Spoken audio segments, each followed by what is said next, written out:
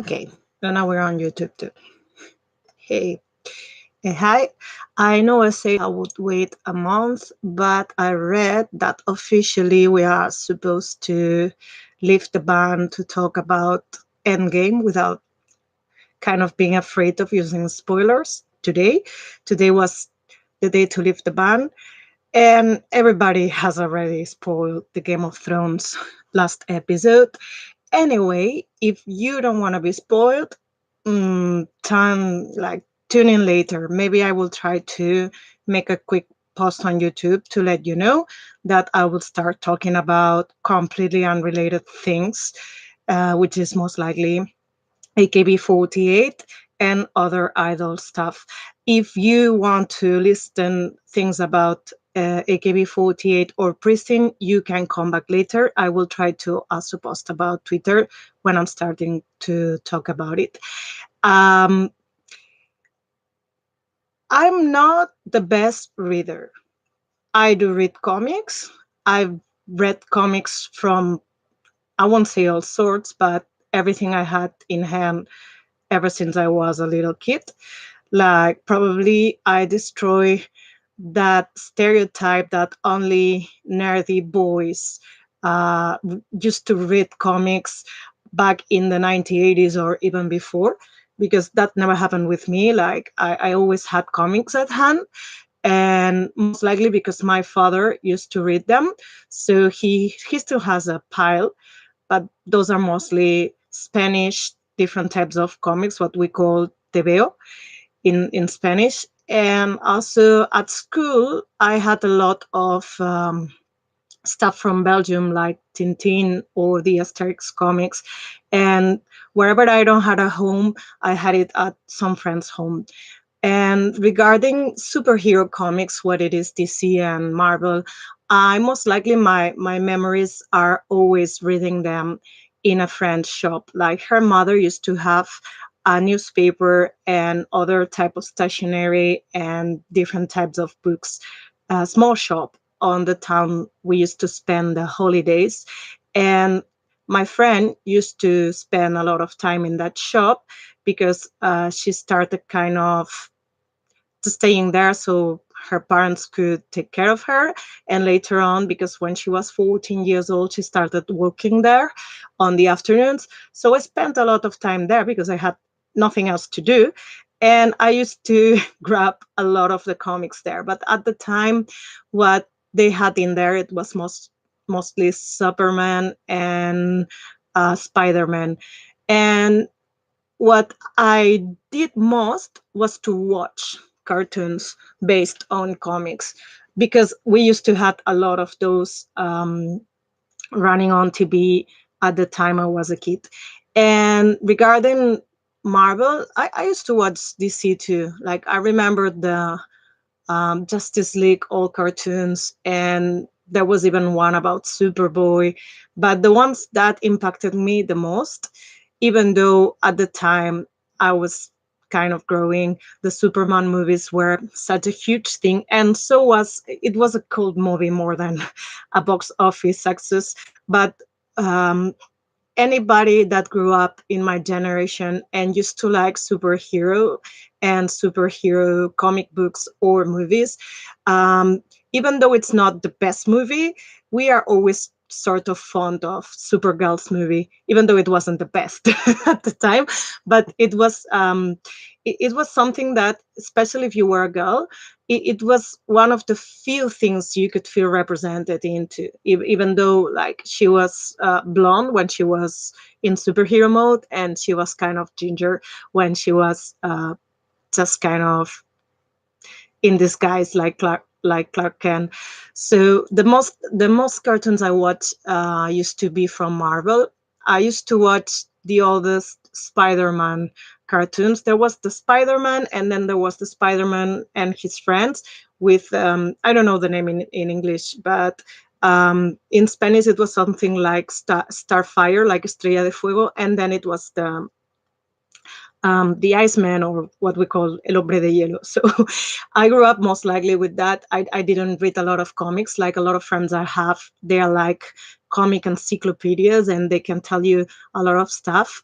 about a lot of different publishers as well, but more or less, I'm interested in it, and I never stopped watching any products that came on TV or on the cinema. Of course, because the cinema is more expensive, you really think about it when you want to go and see a movie. If a character doesn't tell you anything, you just don't go.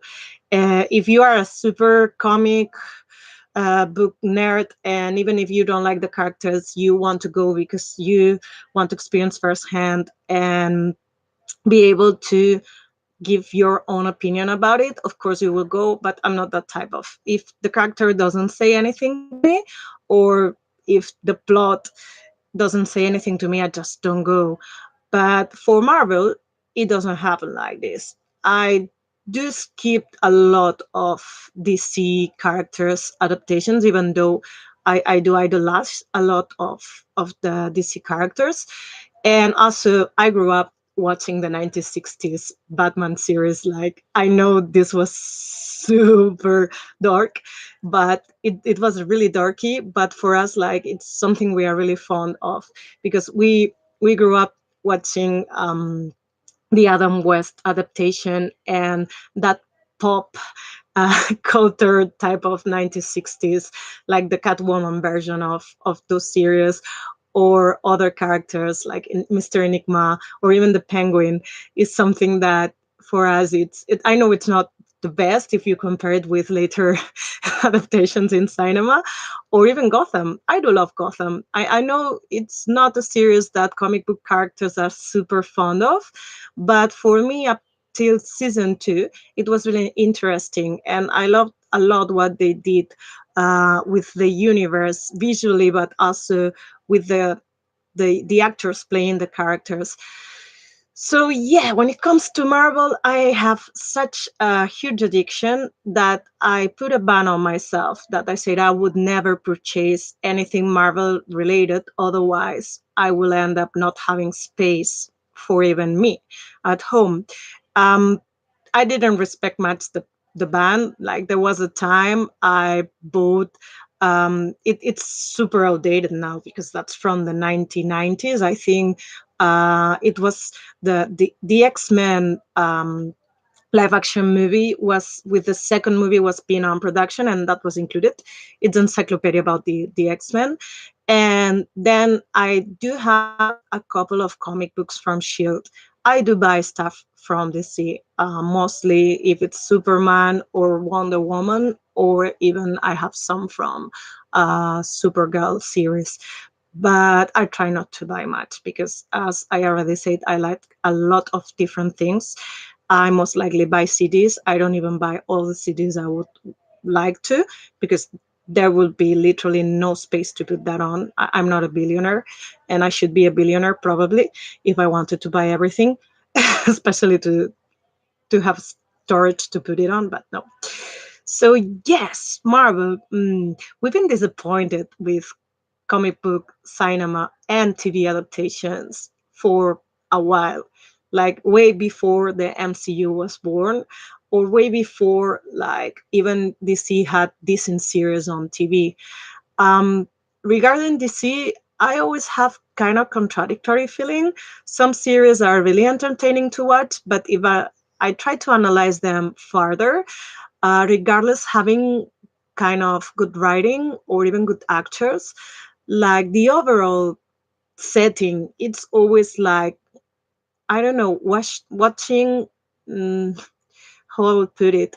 I always say that, and I know it's not making justice, but to me it's like watching um, the Sweet Valley High adaptation series. Like, the books are one thing, and yes, they are cheesy, but they are also a lot of drama and soap opera.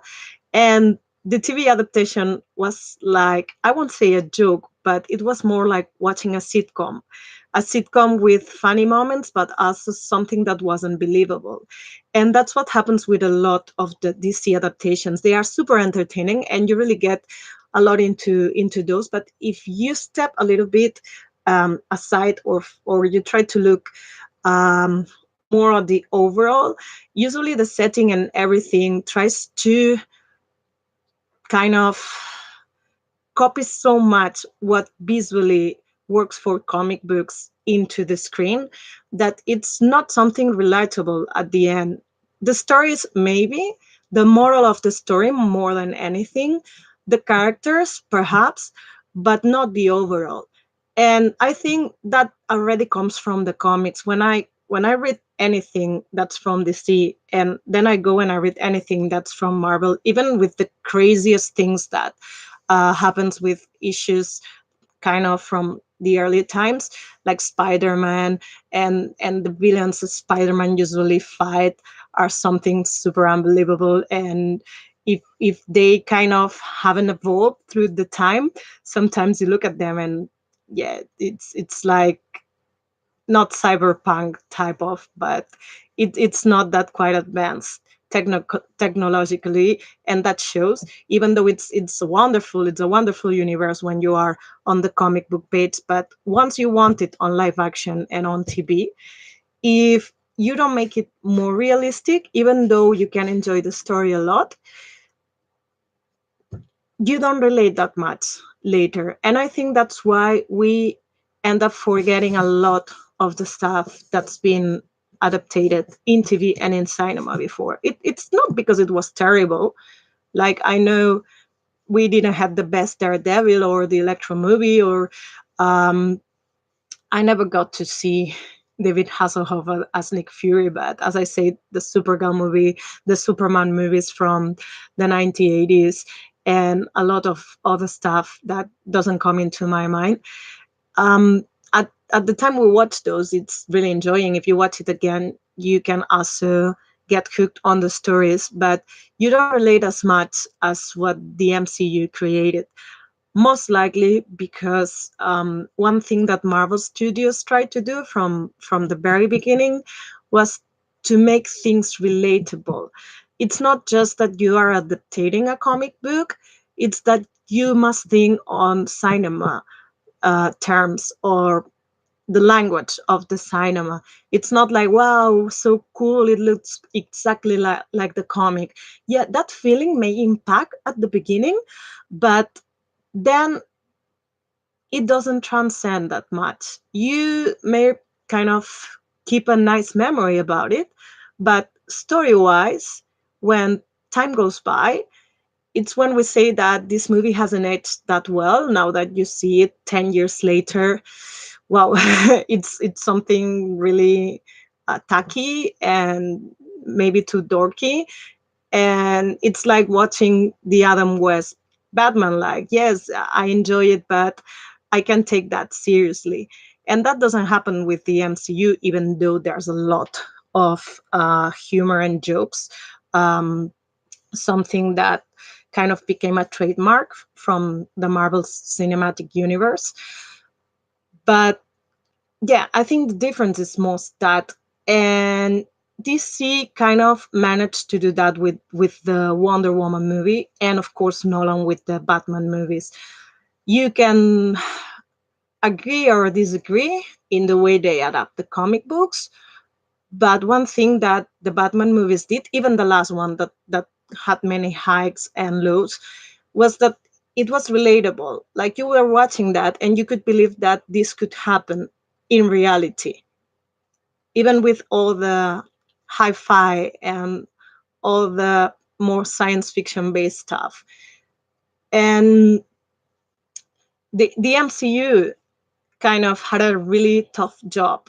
Not at the beginning, because Iron Man was still something they could deal with, but as long as they started adding more kind of space based and non space based, but magical and more kind of superpower related characters in. And it was tricky, because it's been tricky for the DC movies and for the Marvel movies itself before. Like, there's been a lot of previous adaptations.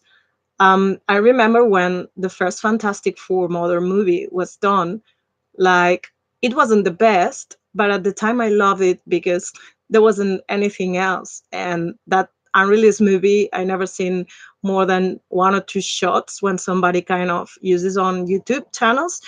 But yeah, probably it was terrible. And like Fantastic Four was one of the cartoons I love to watch along with Spider-Man. Like um the best thing the MCU I think did was for the non-comic comic book fans, or for the people that like comic books but weren't familiar with the Avengers universe. Perhaps you like another universe more. They got us into that. Like as I said, I used to read comics, but I'm not like a huge super fan of this or that. And regarding Marvel, everything I always had in my hands were Spider-Man books, and um, most likely X-Men, because at the time I was in high school, there was the 1990s cartoon series, and that was really, really well done. It was one of the best cartoon series at the time, and I used to watch a lot of different cartoon series. There was a G.I. Joe, there was another one about the Conan universe, and the Conan, the one that Arnold Schwarzenegger did, or wherever you pronounce the surname. Sorry, I don't know how to say it well.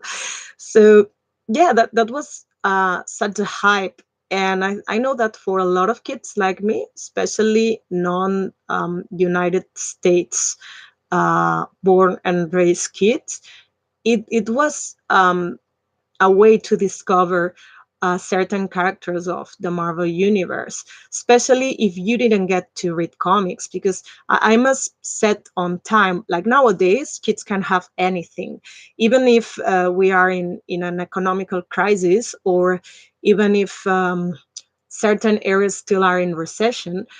It's easier to find everything of everything. In my time, it was even fantastic if you had ketchup. Like ketchup was something from outer space for us. Or going to McDonald's, it was not something you could do often. It was a once a year thing. And regarding comic books, of course, we had comic books from even before, from my father's age. But it wasn't normal. You didn't have the pocket money to buy comics every month or every 3 months. Like you had to beg for certain things. I still remember begging for months before the Game Boy was released, because I read an article. Like we didn't have internet, forget about internet.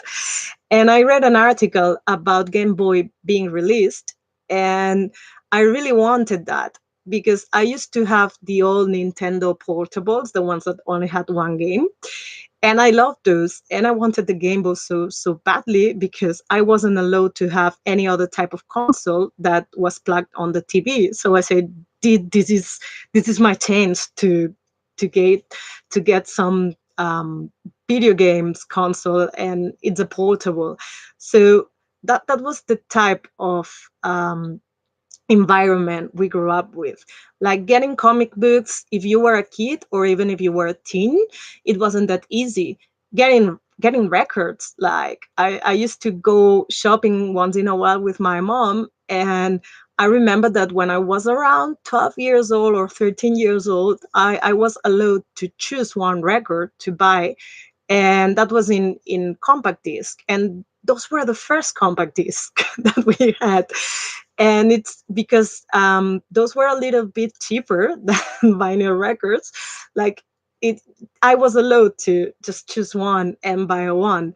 So that's the type of time. And once you grow up, you start getting jobs and making money, but you still have to think a lot about what you buy and what not.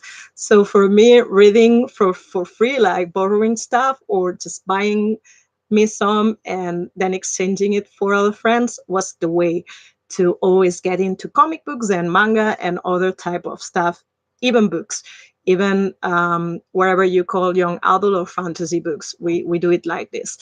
um, yeah, I know that nowadays you have stuff like online feeds. You can just get the Marvel feed, and you get a certain amount of comics you can read a month. It's wonderful, the webtoon platforms, especially for South Korean webtoons. It's been an explosion, but other people from other countries have benefited from those platforms too. But yeah, back in the day, we didn't have that. So whenever there was a TV series or a movie, it was crazy because that was kind of, oh, I surely will go and watch this, especially if you like the characters. But then when the time goes by, if those things aren't kind of that relatable, like they're much plastering what the comic book shows into you, even though you can be fond of it, it's not the same. And as I said a few minutes ago, the magic of the MCU up till now has been that it's been relatable. I know there's a precedent. Like the two first X-Men movies were a mind blow. I still love them. I still think those are really well done. The third movie kind of ruined everything, but it was more a plot wise wrong decision and probably influenced by production and certain actors and actresses having more things to say on the movie development. But yeah, and afterwards, anything Fox has done, even though you could get a little bit entertained, the overall was ridiculous. I remember going to watch the Apocalypse movie. I don't know if that's the Day of Future Past. I don't remember the name. And yeah, even though I could enjoy the story, it was bizarre. Like my mind couldn't stop instantly thinking about memes, like jokes with every sequence, especially anytime Apocalypse was kind of traveling through space dimensions and they did those poses. Like I was thinking about Backstreet Boys and NSYNC in my mind. It was so ridiculous.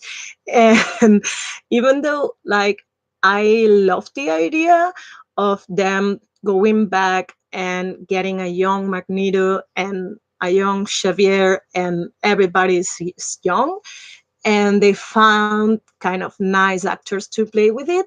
The overall thing, it's not that much relatable. And I love X-Men to the point that when I was still a teenager, like doing the transition from teenager to young adult, I didn't doubt myself when I found an encyclopedia. And it wasn't because of the movies. Like, I was already a fan when the movies were released.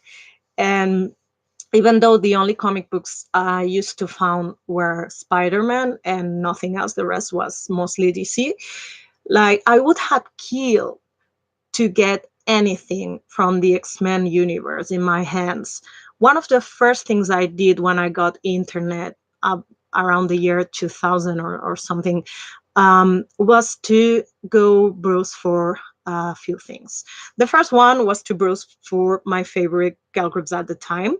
It was the time that Destiny's Child had dropped Latoya and Latavia. And the other thing was to browse for the Marvel comic characters and go to the Marvel official website. And I kind of rip off some of the artwork that I printed and I plastered in my kind of, let's say, folder, in my folder for the university. And the other thing was go for Powerpuff Girls. I didn't have Cartoon Network at the time. I used to watch it from someone else's home, and I was so hooked on the Powerpuff Girls. And those characters weren't still a thing in Spain. Like they became a huge thing like 2 or 3 years later. And yeah, that was the time I think they were rebooting the X-Men with the Ultimate series and also Spider-Man. At the time, they were showing new series, new cartoon series on TV, and I didn't have the same time I used to have before. But still, when I could, I get to watch those because I could kind of I still remember the characters and everything. Um, then there were the Spider-Man movies, the first ones. Um, to me it was fantastic, like finally one of my most favorite characters gets to get a movie adaptation. And with the time I don't hate any of the two reboots. But yeah, I know there was a lot of kind of different opinions about Tom Holland's version. I know that suddenly he's so much a teenager, and he also talks a lot more than your average Peter Parker would do. But it was really well integrated with the MCU, and we still have to see how the second movie goes. So I wouldn't quite jump in to judge the overall of this reboot. And at the beginning, I was thinking, it's crazy. Why is Marisa Tomei Aunt May? Like, isn't she too young? But yeah, it makes sense if he's a teenager. And for me, like, the thing about the overall three first phases of the MCU have been that they are relatable.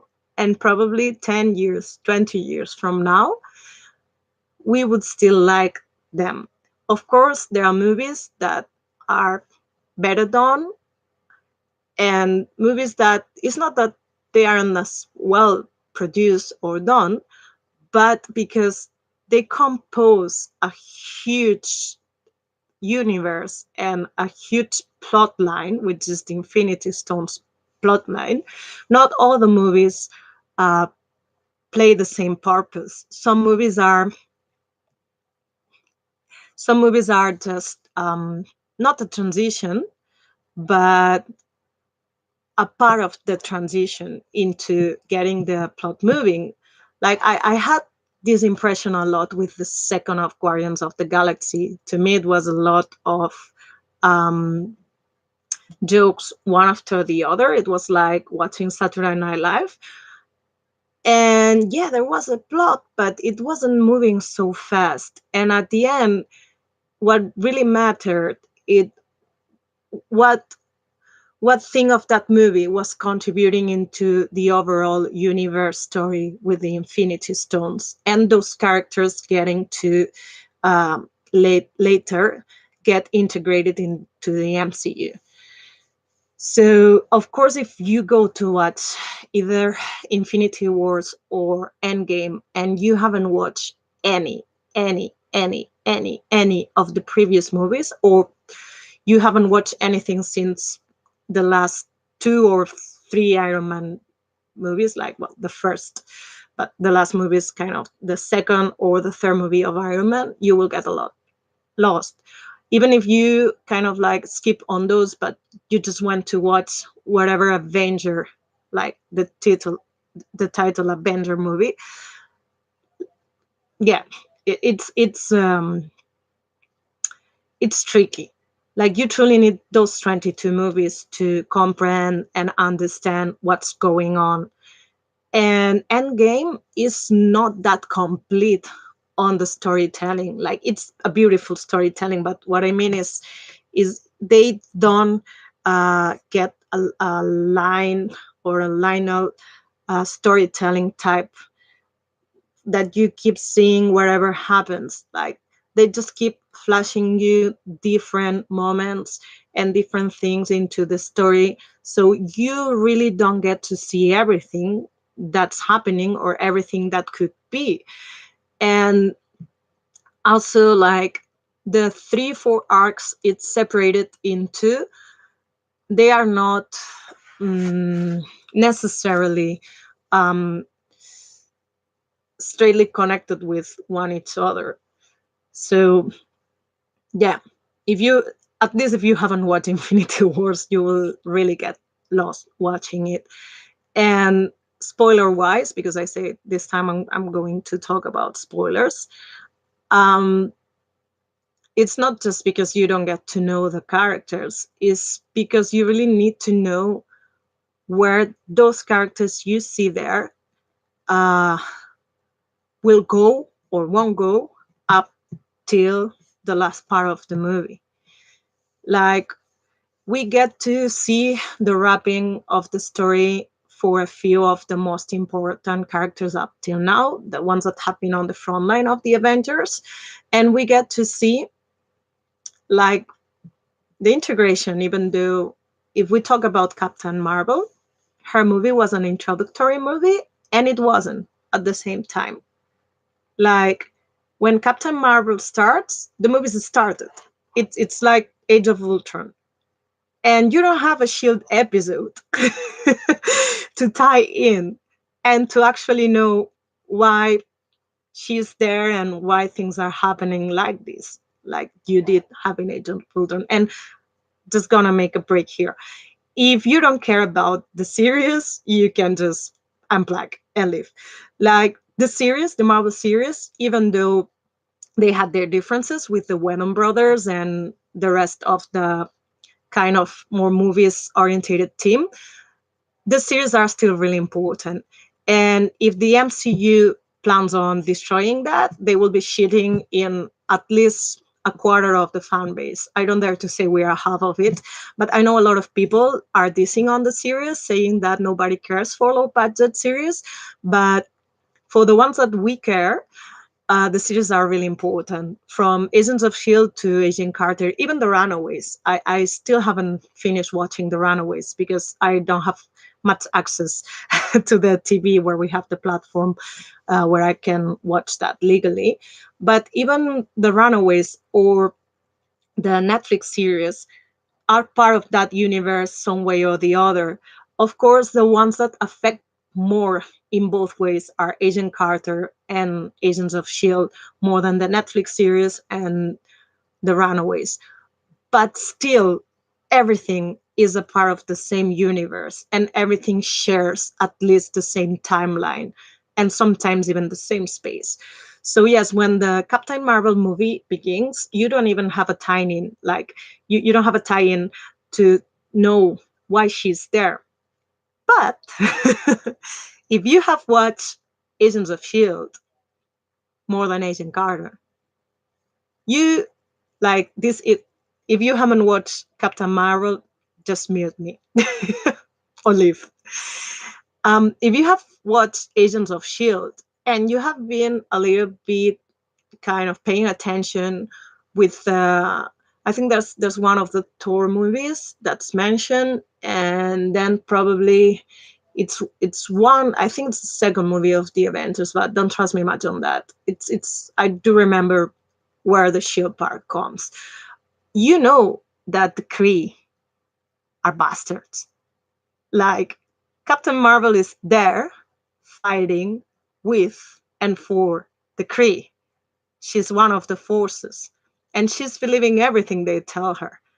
And at the moment of the movie, like what the writers and the producers are supposed to want you to believe is that she is on the good side and the Kree are on the good side. But if you've been a Shield fan, a serious fan, you know they're not. So you're watching there and thinking like, I wonder when the plot twist will come and when she will realize that these are the bad guys and she's fighting for and alongside the bad guys. Because if you've been watching Agents of Shield, you know they are bad guys. And anything that developed from the Inhumans up till what happened on the last season, like it's kind of a lot of related to the Kree and other creatures and other alien species. But yeah, you know that the Kree are bad people. There's barely one or two that aren't. So yeah, it's it's uh it's sometimes necessary, even though they kind of split a little bit the ways. It's still relevant to know. Of course, I can say that the series sometimes don't have that relatable factor I'm talking about. Sometimes they get to be a little bit fake. I know that's because kind of production budget is not the same, but still, if you compare them with things that have been done before, you can relate to those more. The Netflix series, from the color palettes to how the photography is made, how the settings are done, are more relatable with their highs and lows. Like, not all the series are equally well produced, some have too much episodes. And I think I got to understand what's wrong with Iron Fist because I started watching that like way later than anyone else. And I think that I got to comprehend why, despite of being a series that you can enjoy somehow, it's not that good, and it's not on the same level as of relatable as the other Netflix series. Other series have the same trouble though. Like um, Luke Cage is so beautiful at the beginning, but then it gets too long. Like there's too many episodes to tell one story, and they keep dragging like it was a Chinese drama. And what could have been really enjoyable with all the black culture kind of feeling and fulfilling the whole series and the story, like every small detail from the settings to the music, having legendary R&B performers perform every single episode, and the way the story is developed, like gets a little bit not destroyed but a little bit tarnished because the storyline gets too long to tell, and perhaps it shouldn't have been a series with so many characters, um, and so many episodes. It happens with the second season of Daredevil as well, and I still haven't watched kind of the rest. The second season of Jessica Jones. For me, Jessica Jones is the best series of the overall Netflix series. At least the first season is, and kind of I think Iron Fist destroy a little bit that relatable essence the Netflix series have. Like if we talk MCU, the MCU universe, and we compare it with any other adaptations they tried to make from Marvel characters, whether it was Marvel Studios or well, it wasn't Marvel Studios because it was founded right for the Iron Man movies, but or at least it's what I read. Um, but any rights that had been purchased by Sony or Fox or whatever, like they tried to create a world and to drag us into that world. And it worked because they weren't greedy. They were ambitious, but not greedy. They started by uh, making just one movie, the Iron Man movie. I know that there's been a change of direction. Like I've read somewhere that one of the reasons we started getting more diversity and variety and starting to see some glimpse of LGTB plus characters and hopefully beyond is because there was this change of direction. But from the very beginning, whoever the kind of bigot that was against showing certain things was, the idea of we start with one character and we start with one story and we focus on making the story good rather than giving spectacular effects, even though the effects were quite well done for the Iron Man movies.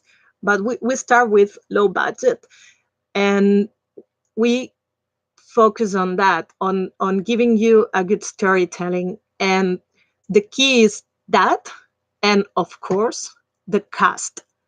Like somebody said on Twitter that the real heroes is I sorry don't know the name of the woman, but I know the cast director for most of the movies. Like only for a couple she wasn't. Was a woman, and she did it so well. She really did it so well. Like I remember Robert Downey Jr. from 1990s movies, and I could have never imagined him playing Iron Man. And it's not that I was super familiar with the character. I was more familiar with other characters like the Fantastic Four or the Spider-Man. But the more you got to know through the movies and started kind of looking on the comic books, um, the more that you could believe his portrayal. And that's the other key factor of the MCU. They didn't try to plaster, like just copy the same exact thing from the comic book to the cinema. No, they tried to work on the language of cinema and television and make it work for the comics. It wasn't exactly kind of, oh, we're gonna put them the makeup like we're gonna make them look exactly like the cartoon or like the comic book character with the makeup. Or no, they just decided to take the essence, and those parts of the essence they wanted for the movie universe, because sometimes comic books universe get a lot of different versions. Like that's the way they keep going and selling comic books, like Superman, sorry, spoilers, dying and resuscitating, or Diana killing somebody and suddenly questioning her whole existence and starting a whole new series for Wonder Woman. Well, everything. The Infinite Crisis kind of started at a beginning and an after. Well, so you can just kind of plaster everything. You need to create from zero if you really want to get people invested into that. And whoever decided to start with Iron Man, it was a genius because it was a relatable character. It's with all his arrogancy, he was so human. I know people tend to hate the third movie, but to me, um, plot wise, is my most favorite movie. I know comic book fans hate the fact that the Mandarin was supposed to be a fake and an actor, but at the time I thought it was brilliant because we were having the same hypothesis with Bin Laden. So that played a nod to a reality, a very cruel and terrific reality at the time, but also the whole post-traumatic syndrome that Tony Stark goes through in that movie.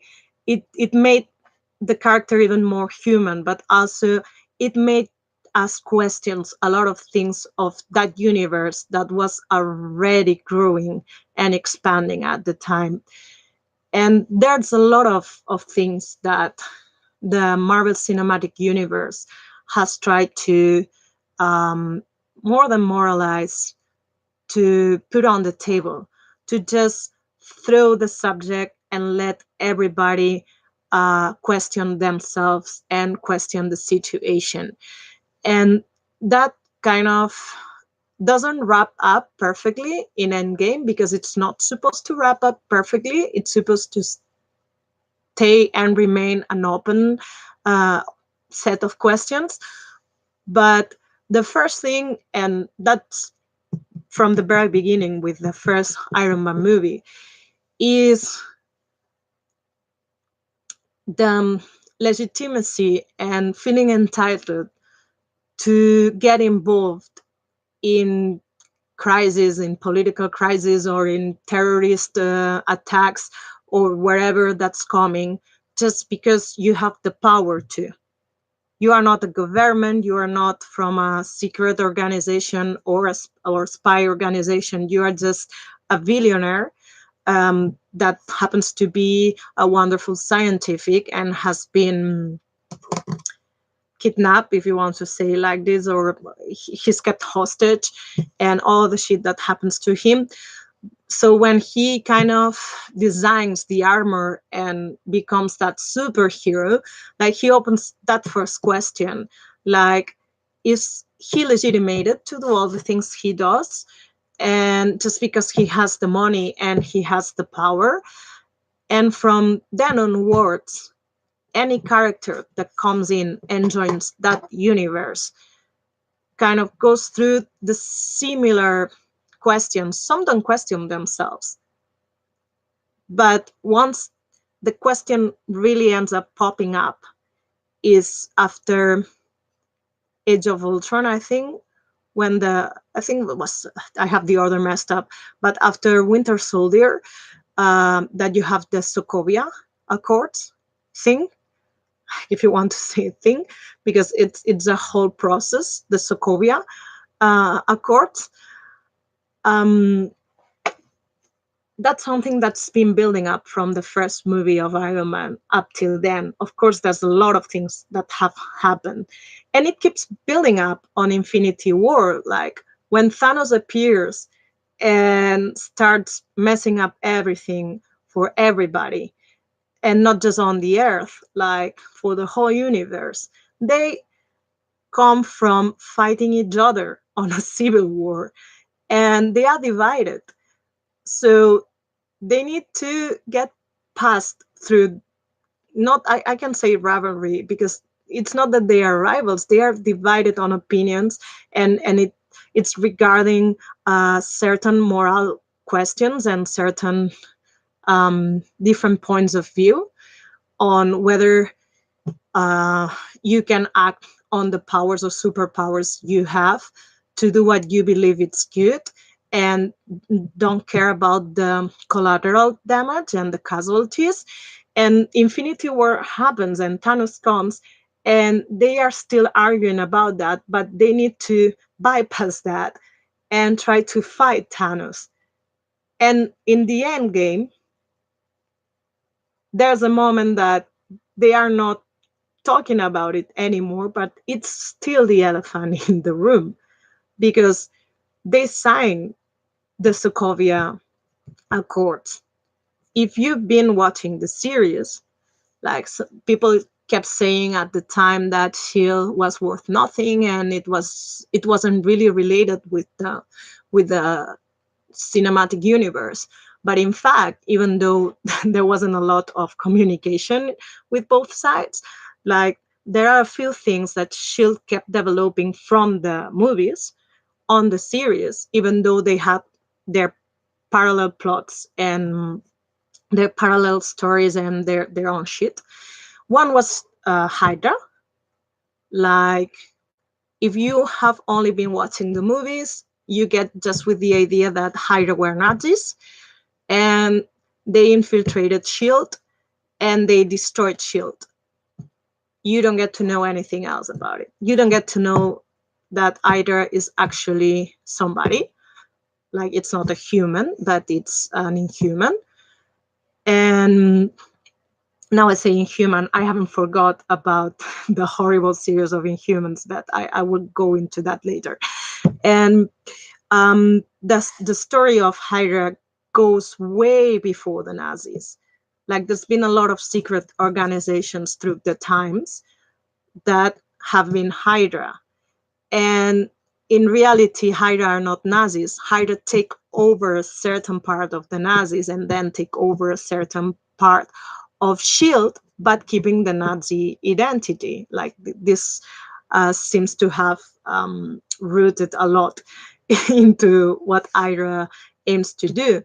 And Hydra is a really, really, really, really bad character and villain, and somebody whose purpose is not less horrible than Thanos is. But yeah, that develops on Shield. The other thing is the whole Sokovia Accord. Like, they kept discussing that for two seasons, or a season and a half, if you want to say it so. Like, where the movies only show it off at the start of Age of Ultron. Like, they are there in Sokovia, and they messed up big time. They destroy part of the city. Well, actually, it's Ultron, but it's because they are fighting Ultron there. And then on the other movie that they have to sign the accords comes the Civil War. That's Civil War. And yeah, past the Civil War, they are divided. So they need to first overcome that in order to fight Thanos. So you don't get to see the real story being developed unless you watch Shield. Like, they keep discussing about that. At the moment they are discussing the Sokovia Accords, Shield is already in a tightrope because Hydra has already popped up and messed the whole organization, question Shield's identity. It has to go underground. Then there's a different people trying to reboot Shield at the same time. Everything gets messed up, and Fury isn't there. Like Coulson is the director. There's a lot of plot lines evolving and revolving around it, but the Sokovia Accords also affect the Shield agents because they have started working with Inhumans that have certain different powers, and not all of them want to sign the Accords. So you could say that a few of them are following Rogers, like Steve Rogers' leadership, and the same ideals, and they don't want to be sensed and put on a list and be controlled. And then there are the others that try to do the greater good and are more on the Iron Man side. And you get to see a lot more of the debate on the series. That's the second thing that develops. The other thing is the artificial intelligence plot that starts with Ultron. Like, the best season of Shield. It's not an entire season. It's actually the third part of the season, because the first two parts you get to see Ghost Rider, and the other one I forgot. But then you get to get in touch with the framework, and that's related to an artificial intelligence, and it's so well done. It's like Matrix, but it's not Matrix, and it's crazy. And it makes everybody that still has a conscience that this universe is an artificial intelligence universe go crazy. And then you see Fitz. Fitz becomes the villain, and he becomes a very bad person. And Hydra surfaces again, like the Nazi version of Hydra surfaces again. And that serves it's a very beautifully written season. The actress that plays the robot or the artificial intelligence that designs, well, with Fitz, but designs and controls everything. She's a really good actress. She gets to do three different roles, like the good version of the robot, the bad version, and then the person, the human, the robot is based on or modeled after, and it's really good. You actually get to see more in Shield about Zola. Like, remember his mention on Endgame too, like when Tony and Steve go back in time to save the day. And Tony meets his father, Howard. Like, he's asking whether he knows where Zola is. And we all know that Zola was recruited by S.H.I.E.L.D., but he never stopped being Hydra. And he messed up big time, but he also created a lot of stuff that was useful later. And after the framework, we really got to see and be mentally prepared, even though at the time they were supposed like to not communicating at all, for the end game plotline, all the time traveling, and more than the space thing. Yeah, for the space thing too, because at the time Infinity War wasn't still airing, and we got to see those alien horrible things that kill people so fast, and Thanos brings with him. We got to see those in Shield. And the Kree, we got to see more of the Kree. Like, the Kree never left Shield. Like, the whole Inhumans played a big role, and they had to kind of scrap it a little bit, because then they decided the Inhumans movie wouldn't happen. And probably that was a key point and a moment where the two teams finally split. And okay, we will kind of follow some guidelines, but we won't kind of get that feedback we were supposed to have anymore. But even though we really got prepared for a lot of time traveling and split timelines questions, and people were theorizing a lot whether the big catastrophe was Thanos related or not. It wasn't in the end.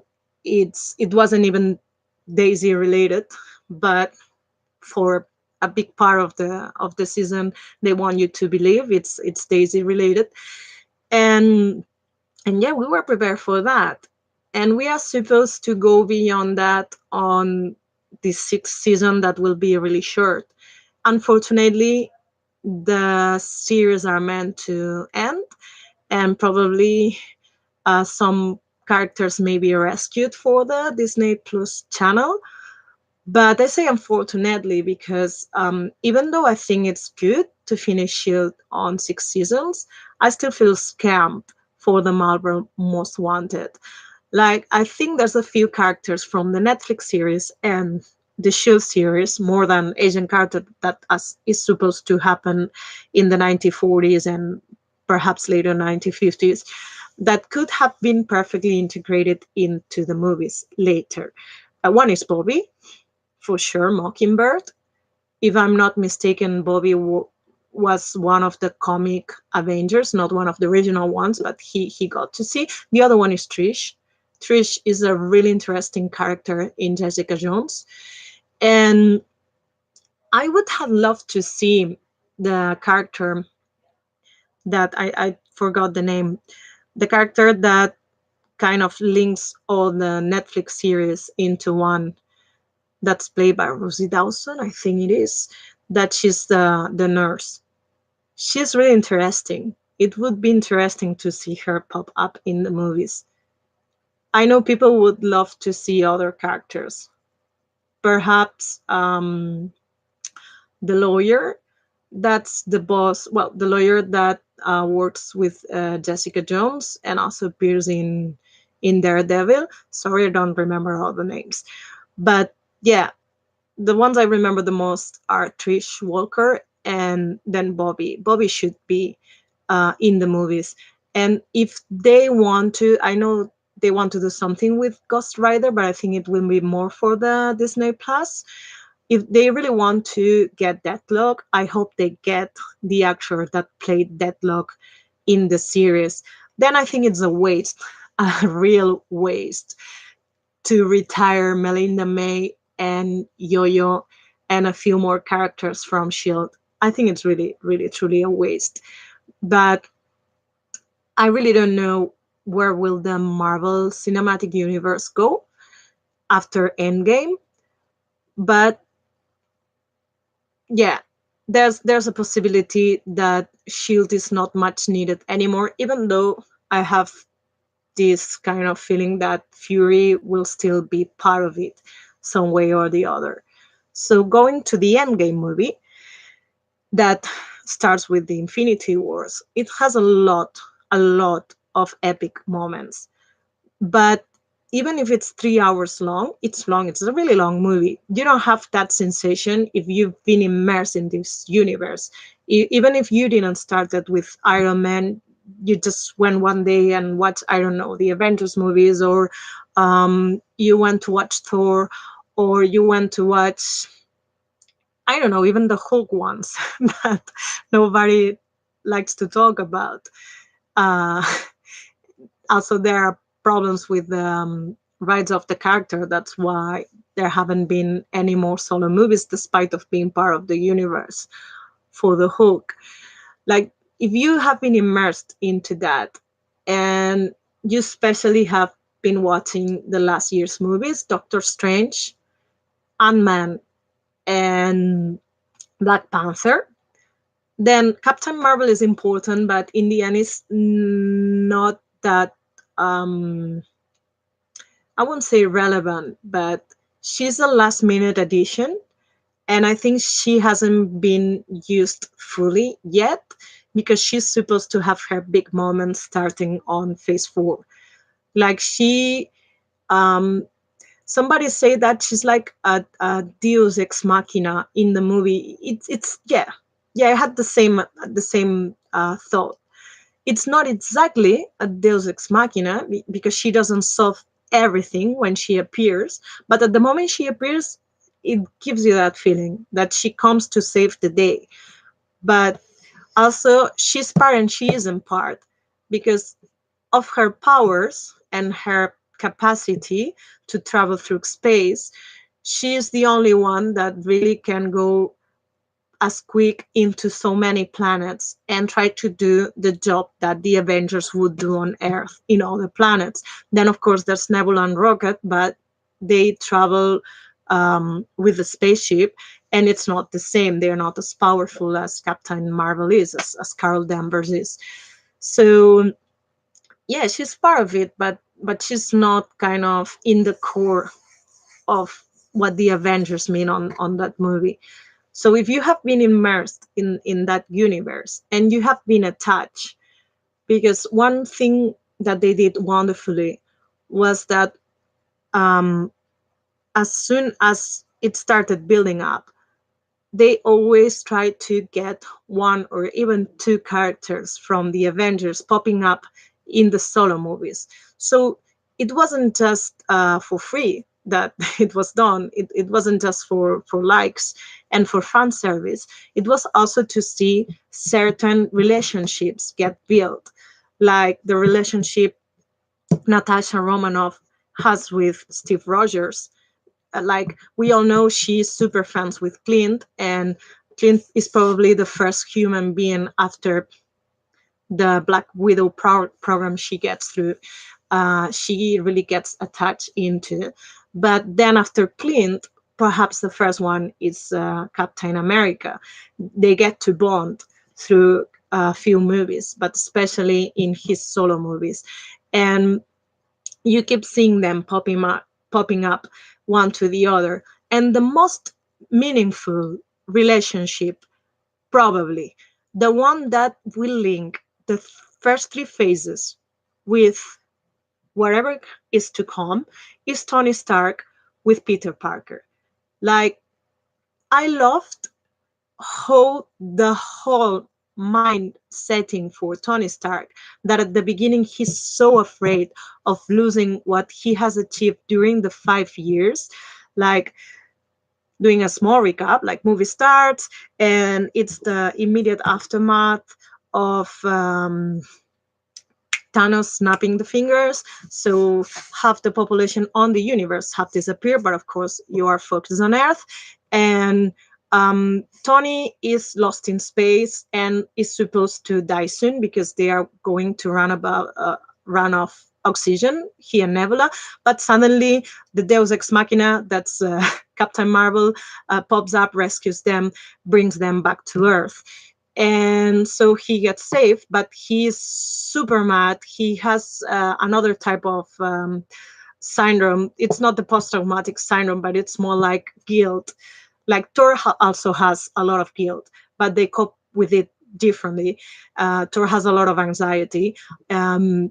Tony is more mad and furious. He has a lot of rage, and so he even collapses because he fights again with Steve Rogers, Beverly, and he repeats to him certain lines that probably those lines were repeated somewhere else. But I watched Age of Ultron before going for the second time to watch Endgame. I went 3 times, and those lines were said.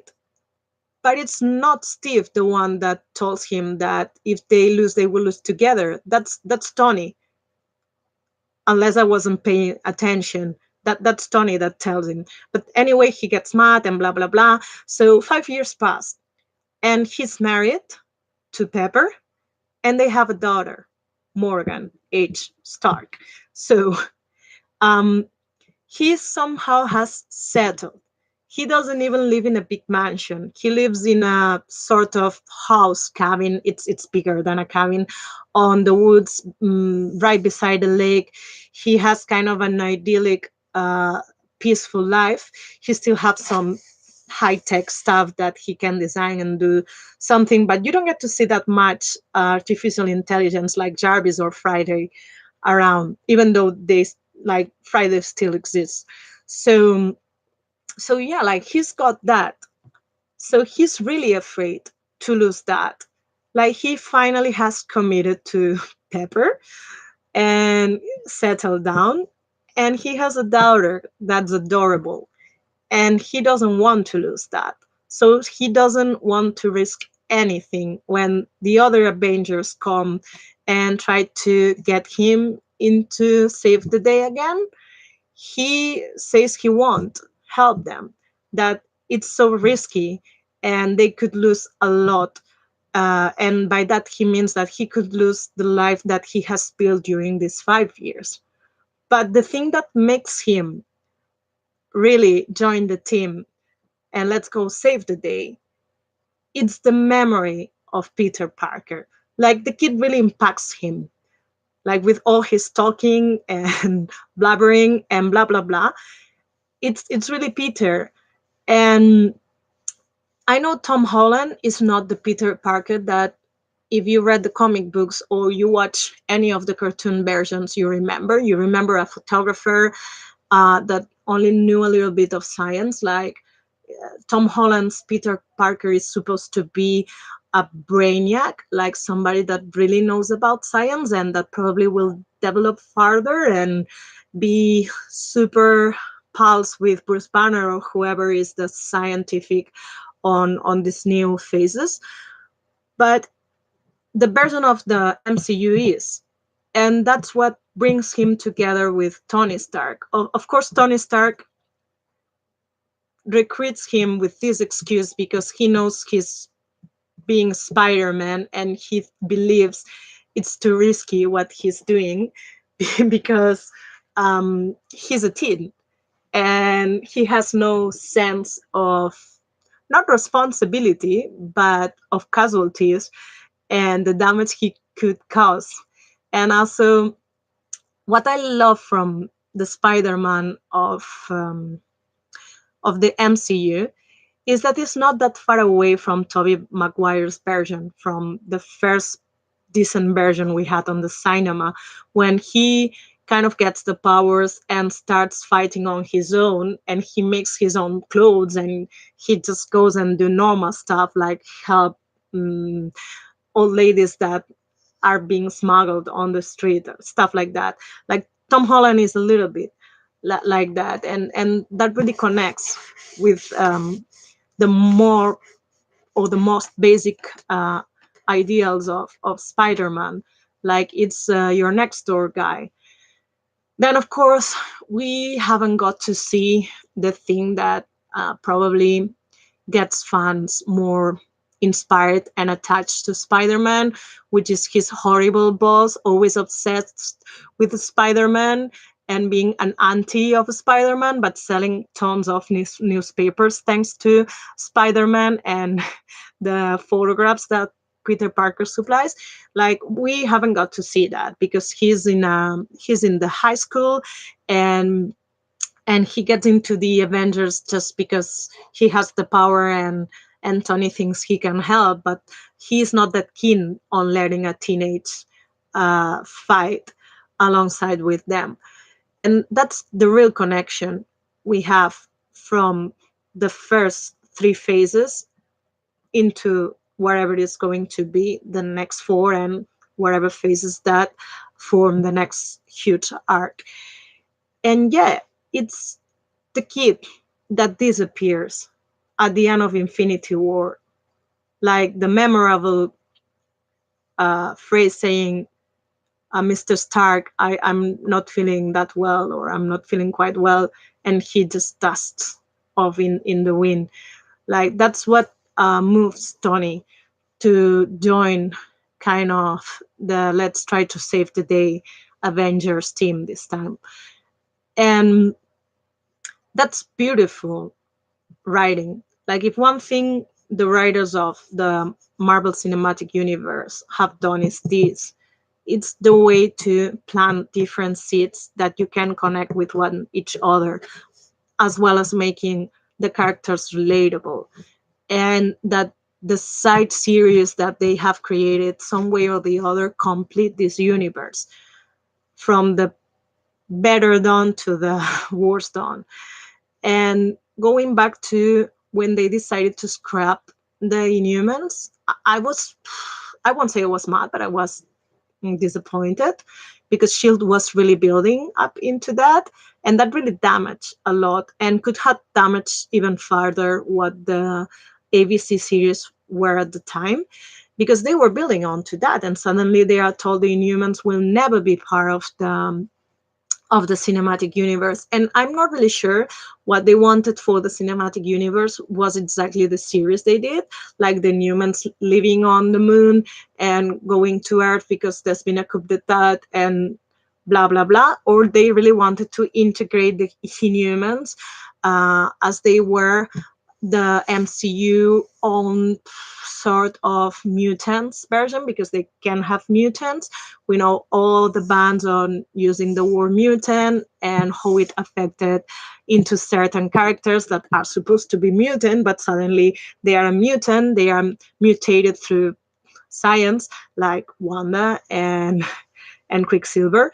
So yeah, it's a little bit upsetting sometimes, but I think the MCU managed to get through all the barriers.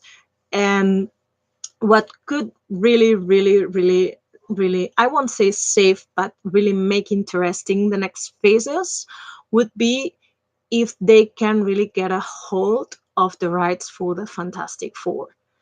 Like, going back to one of the last Avenger movies before Infinity Wars, when they leave the New York Tower, the one that we see again on Endgame, when they go into the time heist mission and try to steal the different Infinity Stones. Um, we all want that to become, I think the name is the Baxter Tower, the Tower of the Fantastic Four. I know it doesn't look like anything like the comic book version or the classic cartoons version of the newest version that was done at the late 1990s, but that would be awesome. Like, there's a way that you can transform pretty quickly and nicely the A of the Avengers into the Four of Fantastic Four. And that would be great. I know everybody is praying for X-Men to be incorporated into the franchise, but I rather see Fantastic Four, even with all my love for X-Men and a lot of characters of X-Men. And that won't happen soon anyway, because probably rights work in a way that they still have to wait a couple, 3 or even 5 years before they can use the characters, even though Disney both Fox. I remind you that the Marvel Studios are still a sort of independent studios within the enterprise that Disney is. Like, what they do is negotiate deals with other platforms, and what Disney does have is the distribution. Probably if Disney was the ultimate boss, we wouldn't get to see a lot of stuff. We get to see um, on the script on the script writing, a lot of jokes wouldn't be happening, and a lot of nods into pop culture and other stuff probably wouldn't be happening either. It will be more like Disney Channel type of movies, unfortunately. And fortunately, it isn't. So Endgame really has this constant, like the Tony Stark, Peter Parker link. And then from scientific to scientific, um, I don't know what to feel about the Hulk suddenly being melted or blended, Hulk and Banner all together. It's weird. I don't know how that will play in the future. If one thing I want to believe, I know for sure that there are certain characters we just say goodbye at the end of the movie, and others that will stay. That one of the characters that will stay will most likely be Bruce. I hope that Mark Ruffalo renews his contract. The other one was for sure Thor. Like, we all see Thor getting away with the Asgardians of the galaxy, Chris Pratt and company. So yeah, like, we get to see farewell at least to three of them. First one is Black Widow. I know a lot of people is upset because on the movie we don't get to see a funeral or any sort of gathering gesture to pay tribute and say farewell to Natasha. But that doesn't mean they don't feel the death as much. I think they have a huge guilt um, feeling towards Natasha's sacrifice.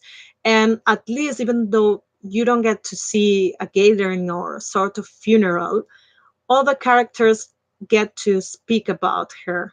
I like that last scene of Clint with Wanda. They talking about Natasha and Vision, and yeah, talking about Vision. Vision is more ignored in these movies, and I think it's done on purpose. Like, there's a possibility that Vision could come back. Of course, it wouldn't be the same Vision because now we don't have the Mind Stone for him, but still he could come back. We don't really know in which grade he was destroyed on Infinity War, if it's something that you can recuperate or not. Of course, it won't be the same entity that's able to have human feelings and love somebody like Wanda. But yeah, like, he was more ignored. Like, his huge sacrifice and the person that gets literally the mind ripped off in order to get that stone, it's not that much remembered. Only Wanda remembers him, and of course she wants revenge. And she would probably have killed Thanos if it hadn't been for um, the spaceships running fire onto her. Like, she was powerful enough to start ripping his armor and having him suspended and him being unable to resist and do anything about it. So yeah. So the first character we lose is Natasha. Natasha dies for the same reasons. Gamora dies on Infinity War, and I wasn't as sad for for Tony Stark's death as I was for Natasha. It doesn't have to do at all with the fact that one is a woman and probably we are more related to that character than the other is a man. It's more because the way Tony's story gets wrapped is so beautiful that even though he doesn't get to see Morgan grow farther and enjoy more years with Pepper, at least he got 5 years. And from the beginning to the end, he's done a huge evolution. And at the end, he also gets to see his father for a last time and make amends with all the demons he had regarding his relationship with Howard Stark that has always been a constant and played a huge part of the on his mindset and the way he makes decisions and do things. It's a huge shadow, the one of his father. So he really gets to see him a last time and make amends and in a certain way bid farewell to his father. And he lives in peace. Like, he saves the world, and when Pepper tells him that it's okay, that you can rest now, he truly lives at peace. Of course, it sucks that he has to die, but considering that these actors won't get any younger and modifying their face with Photoshop like they did with Michael Douglas and Michelle Pfeiffer and other actors that have appeared in the series, it's a lot of money and it's not that easy. It would make the movies happen even slower, like getting released later and such. Um, I think he goes the best way possible, and also I think probably it was a decision consensuated with the actor that he had to die, so no one else could play him. And if anybody becomes Iron Man, it will be a different character. It won't be anyone playing Tony Stark in place of Robert Downey Jr. So for Natasha, you don't get that sensation. You get the sensation she's always been treated as second best. He's always the sidekick of someone, even though the Avengers movie tried to suggest she's so powerful and she's the first real Avenger they recruit. Like, I know the first Avenger is supposed to be Steve, but when the movies start kind of building the real team, it's her and Clint. and she's supposed to be the first one they recruit. And yes, as someone said in a reply to Kevin Smith did a very long video after watching the movie the first time, and oh my god, he really remembered a lot of the stuff. Like even if he mixed up the timelines of the things happening in the movie, he remembered a lot. And if you really want a huge analysis fan wise, you can go watch his video. And somebody said on the comments that Agent Carter did more justice to Black Widow than actually any of the movies. And yes, yes, they did. But it was also a hint. So in the end, we really got much nothing. Like the series do show a Black Widow that's not Natasha, and you get to see more about the program and why the program is done and the certain ways it's done. And it's in Age of Ultron that she has these visions of her past. And I know it pissed a lot of female and non-female fans because they decided to suddenly entangle her with Bruce Banner and make their relationship something else. And in that part, it plays a role the fact that she cannot have children. Because I was watching Agent Carter at the time, I didn't took it as hard, like as an insult, the part of her not having children, but just an explanatory addition on how the program work. And I don't think she's traumatized by the fact of not being able to have children. She's just explaining she cannot have them. So if Bruce is afraid that she won't want to be with him because they cannot have children together, because everybody knows that Bruce is so messed up physically by the gamma radiation, that's not a problem for her, because in the end she cannot have children. And she just explains why they make this procedure. Like it's because it eradicates certain instincts, and I don't think it's that bizarre to not play but to explain that thing, because it's really part from the Black Widow program. It's a super training, brainwashing training, and also fear experiments get a part in it. And yeah, like we really don't get that much from Natasha. She's always kind of like the sidekick. Suddenly in Endgame, she becomes kind of the captain of the Avengers. You see that it's her, the one that directs everybody and gets the feedback from everybody that's everywhere, from space to other cities in the earth, and everybody that's left, of course. And she's the one commanding, even though Steve's still there. She's the one commanding, and that she decides she's going to sacrifice, like after she has stated. Just a moment. No.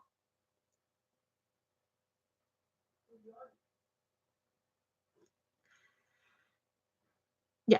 So after she states that the Avengers are her family, and especially Clint and Clint's family, and she decides to sacrifice just because she knows how much Clint's family means for him, and she cannot imagine probably going back from that planet and getting everybody back to life, from the dust to life, and going to tell Clint's wife that he didn't make it because he sacrificed his soul for the soul stone. So probably she doesn't want to live with that guilt, but also she knows she must do what it takes so they can bring everybody back. And it sucks because she's been crying over the fact that half the universe is done for the first two parts of the movie. And she's been the only one desperate to find hope. So something that can tell her that it's possible to bring all these people back. And she's the first one to sacrifice and to go so they can all come back. And yeah, we don't get that much closer in the end, more than the scene that they are discussing and Hook throws that bench into the lake. And they are discussing whether it's possible to bring her back or not. And Clint tells them that no, that she's dead because they had to exchange the soul. That's the reason why certain people won't come back, even though they can snap the fingers again with Infinity Stones, because they were dead before Thanos turned half of the universe into dust. And you don't get the closure, even though there's that scene with Wanda and Clint talking about her and Vision. And probably they wanted to leave that open door because there's supposed to be a Black Widow movie. But in the timeline, everything of Endgame wraps up. There's no Natasha. And probably Scarlet won't come back to be part of the next phase. She will just reprise the role probably to, I don't know, complete the first phases. Like Captain Marvel was a movie based on the 1990s. I don't know. It would be really nice, but if she reappeared for certain, she wouldn't be the Natasha of that universe, of that timeline, like everything that the Ancient One discusses with Bruce. And as I said, Shield already prepared us for these theories of time traveling and different timelines splitting and happening. Like in the end, you see that Quill is looking for Gamora in this universe, because we don't know what happened to the Gamora and the Nebula that came from the past into the universe. Like we only see that Nebula being shot. We don't really see her dying, and Gamora just helps the other Nebula and the Avengers in this timeline, but she disappears. She doesn't. She gets into dust. She doesn't. We don't know.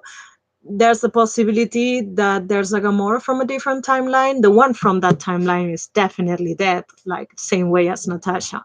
So they are looking for her, and that ties in with the end of the last season of Agents of Shield, because spoiler, Fitz dies, but there's another Fitz that's supposed to be on the same timeline.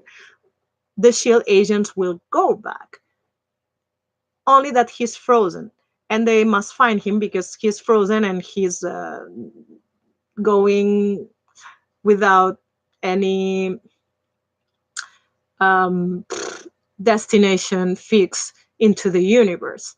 Like, I don't know the word in English. It's Spanish, you would say a la deriva, sin rumbo, but that's it. So yeah, that really ties in, and that's beautifully done. It's nice that Endgame and Agents of Shield still connect, even if it wasn't done in purpose. It's in a certain way. The other things that we see, like we get to see farewell to Tony Stark. Sadly, he dies. Natasha, she dies, and then there's Steve. Um, we get to see the torch passing. That's something that happened on the comics. Like Sam becomes, or is supposed to become, the next Captain America. And there was a lot of discussion, and we were all racking our brains like, how can he be old in this timeline? Like, if he went back to stay with Peggy, that means that he disappeared from this timeline and the timeline split, because in that timeline's past, Steve is frozen and he is resuscitated 70 years later, so it cannot be an old man. And the Peggy Carter from that timeline married someone else and had children with someone else.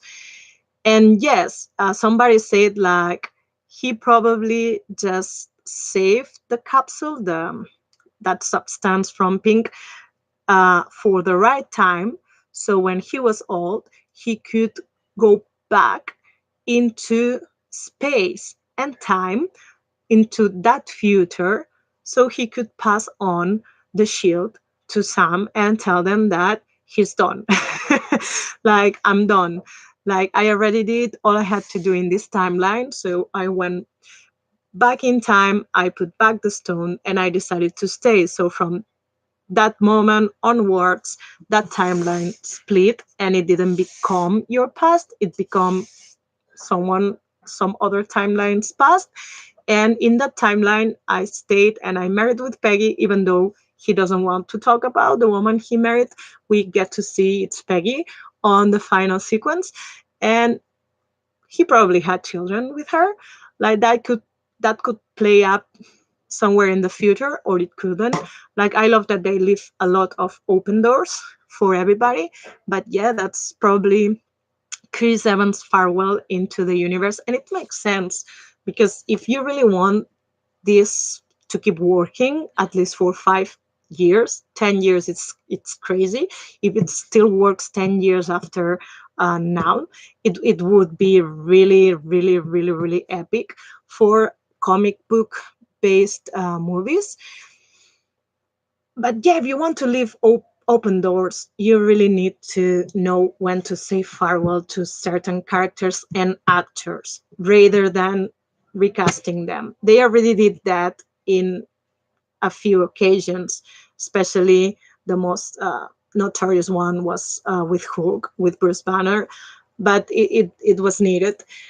And now that everybody got to get attached and to love these characters played by these certain actors, it would be harmful to suddenly see them played by someone else.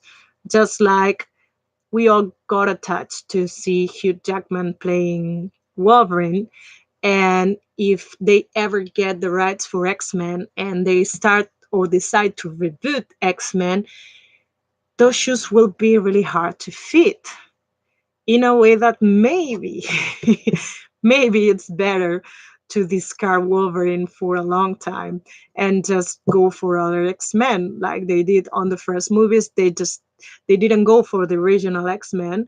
They went for the X-Men that they knew had um, huger fan bases, and they had played a huge role in certain times. That's why they put Storm in there, and they put other people, but they didn't put other original X-Men. So yeah, let's see. Let's see. Like, these are the three characters we get to see farewell. I'm not that sure that Hawkeye is leaving. Like, Clint has a lot of character reflection to do.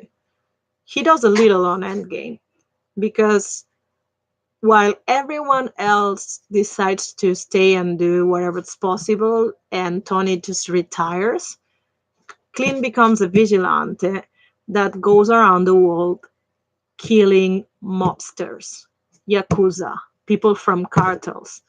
He goes all around the world killing guys and organizations that still make crime. As a way, I don't know, as a way to cleanse the world, because Thanos has purged half the universe, but he hasn't made a quality filter for it. So some bad guys are still alive and some good people aren't. So he decides to become that filter. And that's a discussion he has with Natasha. Uh, that's how he tries to combine Natasha, for her to not sacrifice and let her be clean, the one that sacrificed. But Natasha knows that it's not selfish. Rather than her not wanting to live with that guilt, she knows that he has to get through that guilt in order to grow. If he just dies to get the soul stone, he doesn't solve anything in the end. And he really has to face now his family and see what evolution he does. That would be nice if they wanted to treat that some way or the other. just like they treated Iron Man's Tony Stark post-traumatic syndrome on the third movie. That would be really nice to see. And yeah, before I go into Game of Thrones, because it's really long time. I don't know how long I've been here. I don't want to know. Well, 1 hour and 34 minutes. Yeah. Um, Going back to epic moments. The three times I went to the same cinema because I have it right beside where I live, and people were too quiet. Um, yeah, the second time, several people were sobbing when Tony Stark finally dies, but that's the most we got. Like, I truly missed having a theater filled with teenagers and people that were um, ready to scream and cheer, because there are a few epic moments that I didn't enjoy the same because the atmosphere and the environment weren't the right ones to truly enjoy to the limit such a movie as Endgame. The first one is when the rat, that true hero, pops up and allows Ant-Man Scott Lang to get out of that thing that makes him shrink into the quantum realm. And man, that's an epic moment. Like, they spend the whole movie telling Scott Lang is the idiot, but it's thanks to that idiot that they can regain all the people that they lost on the last movie. And of course, without the rat, there wouldn't be the idiot playing that factor. Like, even the most idiot and the most insignificant being um, can play a huge part in a superhero movie, and I find that fantastic storytelling. Like, that was really nice and beautiful. Like, people usually hate on rats, and it's a rat that saves the day in the end. And it's not just that; it's even the idiot is able to uh, process and remember what's the most important things that Pym and Hope and Pink's wife, Michelle Pfeiffer's character, have told him about the quantum realm, so he can be relevant once he is rescued from the quantum realm and appears 5 years later and goes to find the Avengers, Natasha, Steven, and the rest of them. And that was one moment that all the theater, the three times I went, was super quiet. And I was seeing the rat on the first time I went on the first screening, and I was like, "Oh my god, that's the Ant-Man's pen!" And yeah, suddenly pops up. The only thing I miss on the movie is Luis. There's no Luis in this movie, and Luis is fantastic. It's my favorite sidekick ever on the MCU. And then the second moment is when Thor is being defeated or almost defeated, and he has Stonebreaker about to split him into because Thanos is forcing it into him. And you see um, the hammer, the, I don't know how to pronounce it, the Mjolnir, or sorry, I will say the hammer. and and you see that's about to get lifted, and suddenly it goes and kind of knocks off Thanos, and everybody's expecting to see who is going to get that hammer, because obviously it's not Thor, the one that claimed the hammer and made the hammer knock out Thanos. And if you are like me, and when you went to watch Age of Ultron, you got out of the theater with that particular scene in mind. And I remember telling my friends that, do you remember that scene? Yeah, that sequence. Yeah. Like, Steve was totally faking it. Like, he could totally lift the hammer, but he just didn't want to humiliate Thor or ruin the party for Thor, because he is super proud because he's the only one worthy. And I forgot years later that Vision also lifts the hammer because he's also pure at heart, so he can lift the hammer. But yeah, when Thor says I knew it, I was ready to say it with him because I couldn't expect anyone else but Steve lifting the hammer. Like he was meant to lift that hammer because several years ago, when they were in the Avengers Tower partying, he was totally able to lift it. He was only playing, making making up that it's hard to lift it up, and suddenly he lifts it up a little, and you see Thor's face, and he decides, okay, no, I won't do it. And here on the movie, he just cleans it and lifts it with one arm, and that's a fantastic part. But the most epic part of the movie, and that took 22 movies to build up. More specifically, since the first Avengers movie, which is not the first one, of course, it's already a few movies up on the franchise. And but yeah, it's that moment that Sam calls him on the com, and everybody starts appearing. Like I really cried at that scene. Like that was super beautiful. That was super emotional. Suddenly everybody is ready to fight.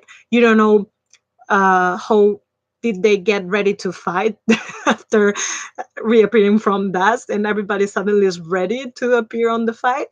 But they appear, and then goes that epic moment because um it's super nicely built. Like Steve and Thor and Iron Man are trying to beat Thanos, and the hammer moment happens. But then it's Steve only against Thanos because the others are knocked out of the battle for a moment. And suddenly Thanos gets all his army appear, and there are thousands of them. There are spaceships. There are thousands. There are cavalry. There's everything, and he's alone there, just with the shield that's half destroyed because Thanos has been hatching the shield and cutting it into pieces until it's only half the shield, and he's alone. And suddenly Sam calls, and suddenly the portals that Steve Strange and his people are able to start opening, and all the cavalry arrives. Like not Melinda May, but the chivalry, as an in literal sense. Like everybody that fought in Infinity War plus Pepper, they all appear there. And Steve is on the front, pretty wasted by the way. Like he's all dirty and dusty, and his shield, his iconic shield, is half destroyed. And then he just reaches out the hand. He gets the hammer, the Mjolnir. I won't say it well. He gets the hammer, and he gets on pose and says that sentence that mostly comic book fans, but the ones that were teased at the end of a certain Avenger movies, have been waiting to hear for years. And he says, Avengers assemble. And that's the most epic moment I've seen in cinema ever. And probably will be people that disagree. But to me, it was. That that's that's a moment in time. Like there's a before and an after that sequence, and that's the most epic sequence I ever seen. It's more epic than any Lord of the Rings scene you could have seen on, or any other war based scene, or even the epic Game of Thrones battles, like the ones that happened a few seasons ago. Sequences that's super epic, and that comes from comic books, and that's super well arranged into the cinema language. It's fantastic. It's a climax moment. It's great, and it's not the moment they win the battle, but it's from that moment that you know they are going to win. And it's fantastic. That's the most epic moment. The other epic moment is when the Deus Ex Machina Captain Marvel appears, and that sequence that it does have all the sense for me, where all the female team up to protect the way for Captain Marvel to try to get the glove, the guantelet to where Scott Lang and Hope are. Like that part is super beautiful. And I know it could be more um, meaningful, like it could really have a meaning on the story of the battle. Suddenly all the female appear there. But for me, it had already the meaning it has to have.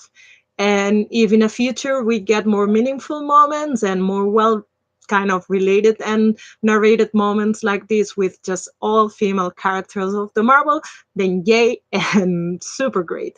But if not, at least we got that. And that was super, super epic. And then I think one thing that's super epic in the movie, and I'm not joking, it's Thor's um Drangman belly. I'm really not joking. Like I thought it was refreshing to see a character that's supposed to be super handsome and super built up and fit suddenly don such a belly and go into battle with that belly. And yeah, that was an epic part of the overall movie. Like he has a lot of trauma, he has a lot of guilt. He first is furious because he feels guilty about all the people that has died, and that's the first part of the movie. But then because he kills Thanos, and that doesn't relieve the guilt, but also that doesn't bring back the people that he has converted into dust, he is absolutely depressed, and he goes in a huge journey on the movie. But by the time the movie is ended, he isn't out of that journey, and he just believes that by going with the Guardians of the Galaxy, he can kind of get out of that depression. But I don't think he will, or he will get out of it that easily. He's not in the same state of mind and conditions that Hulk was in the previous movies when he appears on the third Thor movie. He's more sunk into his own guilt. The only good thing is that they got that half of the universe back, but on the way they lost Natasha and they lost Tony. So that would be an interesting factor to see develop on the next phases. That really will be interesting because that character is still not in the right state of mind. That's why he decides to leave and just pass on the throne to Valkyr.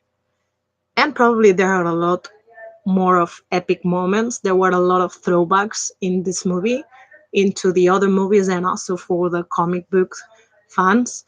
It was so lovely to see Jarvis again, more kind of an older version of the series Jarvis. Jarvis is a super charming character. Um, it was one of the reasons I loved the 2 seasons of Agent Carter, even though a lot of people believed that the second season wasn't that good. For me, it had one of the best villains in the universe, Madame Mask, that was inspired on the same turn. It was inspired on Hedy Lamarr, which was a very important scientific and Hollywood actress, by the way. And the plot on the Dark Matter um, reappeared later on Agents of Shield, and that was also nicely tied in. Even though we didn't get to see much on the movies about that. So yeah, wow, 2 hours talking about Endgame. It's the Marvel universe. It's really, yeah, 22 movies. You can wrap it up in 30 minutes or 15. But for me, it was enough. The question is, will the next phases be as epic? That's that's uh that's a burden. Like they did something so great and so well done with its high and its lows, and sometimes they did it better than others, but the overall is fantastic. As Kevin Smith said on his video, like they really took the narrative structure of the comics and used it for the movies, and it worked. And we've seen sequels and similar things before, but not in that great scale on cinema, or at least not in Hollywood. At least not in Hollywood. And from here onwards, what it will be, it's really risky because we are um, on a danger zone. And the danger zone is that because everything has been a success, and at least on the first weeks, the movie is making a lot of money. It's already surpassed Titanic, and first it surpassed Avatar, now Titanic. Of course, we need to see if it lasts as many months as those two movies lasted on the time that those were released. Um, it's so easy for the creative and producers team, but also for the cast, directors, and the actors that are already part of the universe and will continue to get relaxed and believe that wherever they do, it will be a success. It's easy. I hope it doesn't happen. I trust that they will just keep excelling because they will keep being hard on themselves and just demanding the best of themselves. And I know the comic books are filled with different stories that can still be used and explored. But also, what I love is that they just didn't try to mimic everything from the comic books and actually just took the necessary to build for the cinema something that was a little bit new, or at least wasn't exactly the same as the comic books. Like you can, oh, it's in the comics, it's different because, oh, this character is, it really, they really built something different. Because when we talk about comic books that have been going on for decades, it's really hard to try to be faithful to a certain storyline. It even happens with certain manga, like what they are doing with Dragon Ball lately, or with other series. That it's sometimes it's hard, like to just do the same exact thing you see on paper, do it on the screen, because it would be boring. It's different than adapting series like Lord of the Rings, or I don't know, The Hunger Games. Even though I like the movies better, sorry, but she doesn't write that. She has nice ideas, but she doesn't write that well. And the third book is super badly developed. At least they did the necessary changes in the movies, so the audiences didn't get really frustrated and pissed with the main character. Even though you can get, but in the books is super frustrating. Um, to read the third book is absurd that she spends the entire book being dragged and knocked off when she's supposed to be the main character. And in the end, she does the right thing, but because she's kind of out of her mind at the moment, so it's weird. So yeah, you cannot do that with comic books, and that's why wherever we have TV series based on Superman or Clark Kent for Smallville 6, you see different things, and they play with different ideas. And anytime they kind of adapt the characters in cartoons, you also see different things and different ideas. And sometimes they go with that, or they go with those. For me, the things that the MCU did well was to choose well the characters, and to be able to bring Thor into the present. For me, in my mind, Thor was a character pretty much buried on the 1980s. that was popular from before, but in the 1980s he was sort of really popular, and especially because it resonated so well with the hard rock and the heavy metal aesthetics. So when we went to see the first movie of Thor, I was really afraid that it would be too kitsch and too outdated visually, and it didn't. There was a part that was a little bit loggable, like the Rainbow Bridge, and a certain parts weren't, I don't know, that well done. Those got better on the later movies, but yeah, to me it was the hardest thing to do, that and Hulk probably. and and they never kind of gave up into trying to um, just adjust wherever they needed, but to keep creating a different narrative for the cinema and the small screen. And now I'm done with Avengers Endgame, and I'm going to talk about Game of Thrones. I just watched the last episode, and I'm gonna say something. For this, I will forever prefer the books. The only bad thing is that uh, we only have 5 books. So there was a point that the series started kind of working with wherever the author Martin had told them, and wherever they thought would work with the audiences they had kind of built around the series.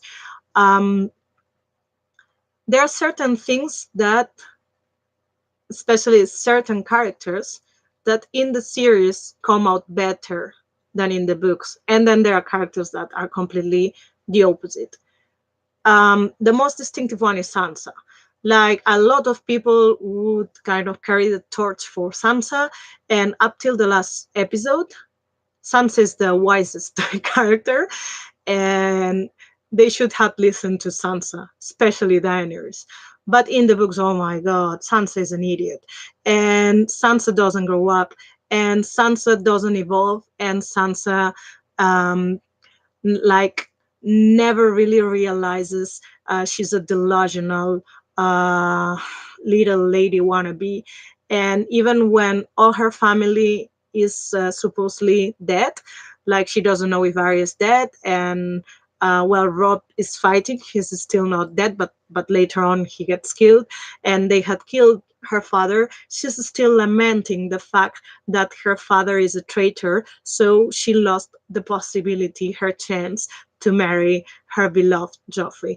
And it's just like that. There's no second there's no reading between the lines. There's no second reading on that character up till book fourth or five. Like she's just a delusional girl that yeah, she's the most Mary Sue of all the characters there, even more than Tyrion is. And Tyrion is a little bit of Mary Sue, always kind of getting saved for everything, and the only reasonable thing he does is killing his father. Like on the book series. So yeah, um, the battle scene of the third episode.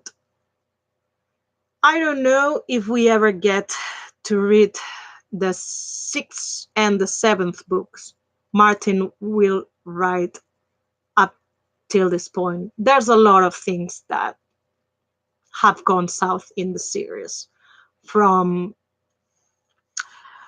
the Sand Snakes to other characters that have been merged or completely scrapped out of the books.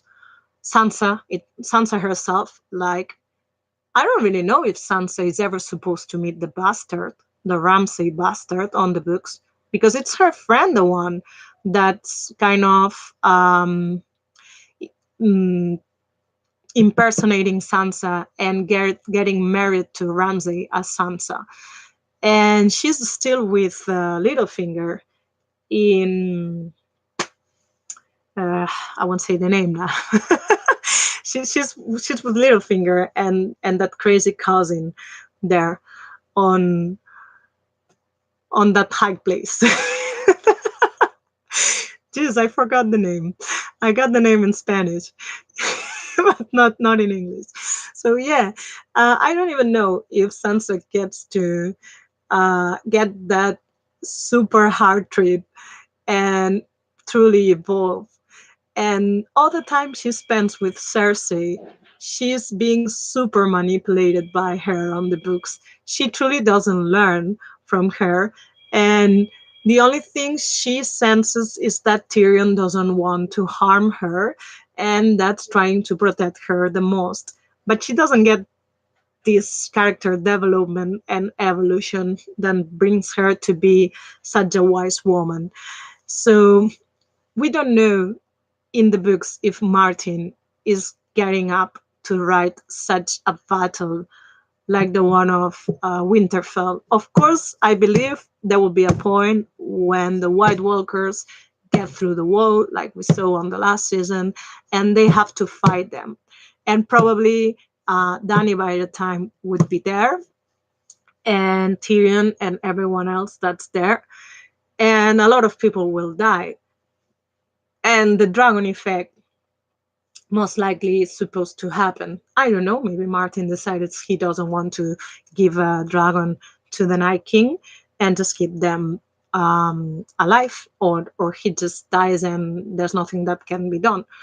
But as a lot of people say, like I've seen people that love to read on war books and different types of ancient war books from Western war books to Eastern, especially Chinese war books. For Chinese, war was an art. So they kind of analyze the whole battle. Even if you are not an expert, uh, if you have seen a few movies with medieval wars, everybody knows that the first thing you send is not the chivalry. You don't send the people that are riding the horses. And that's the first bizarre thing they did on the last episode, not this week's last week's episode. They sent the Dothraki with with the with the horses there to die. And I think that they were too worried for getting a long episode being visually. Yeah, I know it was dark, but it wasn't that dark compared to other Game of Thrones episodes. The overall series has a lot of dark sequences. So there's a lot of times that I had to have all the lights off in order to watch properly the series, and even I missed stuff in there. Try to watch Story of Ming Lang. That was a dark type of series. And yes, so it's like they were so worried about the visual effects and getting people hooked up on the scene that all the battle is a huge nonsense. And sending the cavalry is not the first failure and bizarre thing they do. Like, who on its right mind decides the right place to hide and to safeguard the ones that are not going to fight are the creeps? Hasn't John already fight the Night King once or twice that I recall? Hasn't he seen him raise magically any corpse?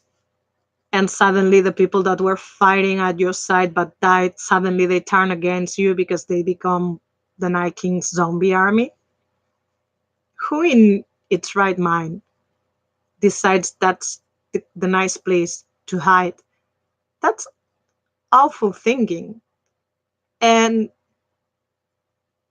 I cannot believe the screenwriters, even if I know Martin has been involved with the screenplay writing most of the times. Man, that's so stupid. Get them on Winterfell, on the same castle, and get them there. Like, I think the most wisest thing would have been getting there, uh, getting all the people that aren't going to fight the southest way possible, the southest way Starks have allies possible, with a limited selection of all the army that has to fight to be the last resource of defense. And if the strategy and the idea was for the third-eyed raven, Bran, to be the bait, because he knows and he lets everybody know that the Night King wants to kill him, because he's the only one that can antagonize him, and he's the only one that can prevent him to succeed. Like, just get everyone else out of there into a place that there are no crypts and no deaf people around that can be resuscitated into zombies. Like, it's super stupid. And I was telling that from the beginning till the end of the episode. Like, I was watching and I was like, I just cannot believe they are going to hire on the creeps. Like, from the episode ago, when the little girl says that she wants to fight, and they tell her like, just defend everybody on the creeps. You can fight for us, but in the creeps. It's like, yeah, in the creeps. Like, you better pray for all the Stark people to be turned into real dust. They weren't turned into dust. So yeah, that was really bad thought. Visually, it was really well done, but it had no sense whatsoever. It was awful. Awful thinking. And that makes us wonder, like, if the books ever get finished, we really hope for a battle that doesn't develop like this, because it's stupid. It's absolutely stupid. And I don't know, like, they got the trenches, like, they know fire plays a factor, and they just decide they will lit the fire later. They almost don't get to lit the fire either. And yeah, like, they tried to go after them with the dragons, and that's the only thing that, okay, they are improvising, and suddenly the dragons and Danny and John cannot see anything because there's a lot of fog and cold wind, and they don't see anything. They don't even see the sign Davos uh, throws at them so they can lit the trenches. But everything on the battle was really stupid. The only non-stupid thing was Sam's reaction. Like, yeah, he wanted to fight, he tried to fight, and then he spent the rest of the battle on the floor, hoping for someone else to save him and crying. That was logical. That really wasn't out of character for Sam. He just kind of thinks he can do more because he has already killed a White Walker once, and he has done a lot of research on them, and he's the one that discovered how to kill them. But then reality hits him on the face. So that was really logical. It was a little bit illogical that he doesn't get killed while others get killed. And as well, like, Arya panicking.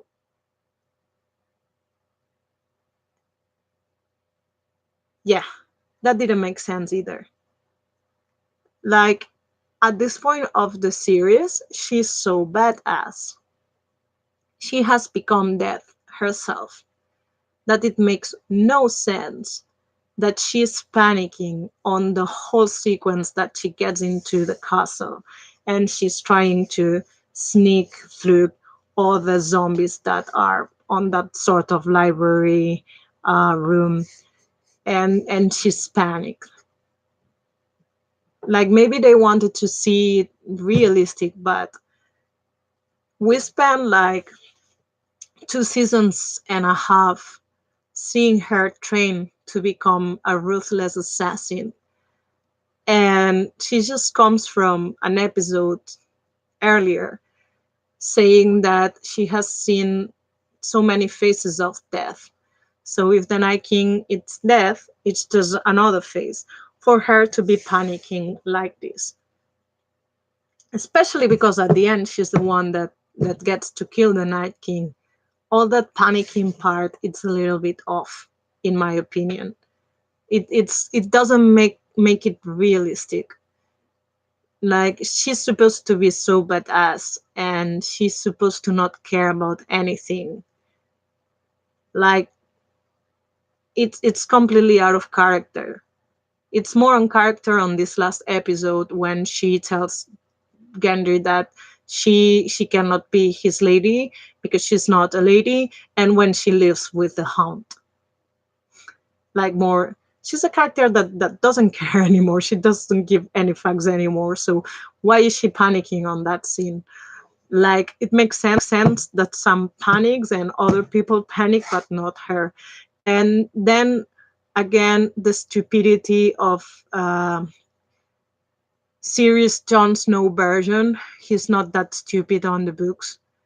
When he goes running, trying to reach the Night King, and completely forgetting about the fact he's a field, like a landfill filled with corpses.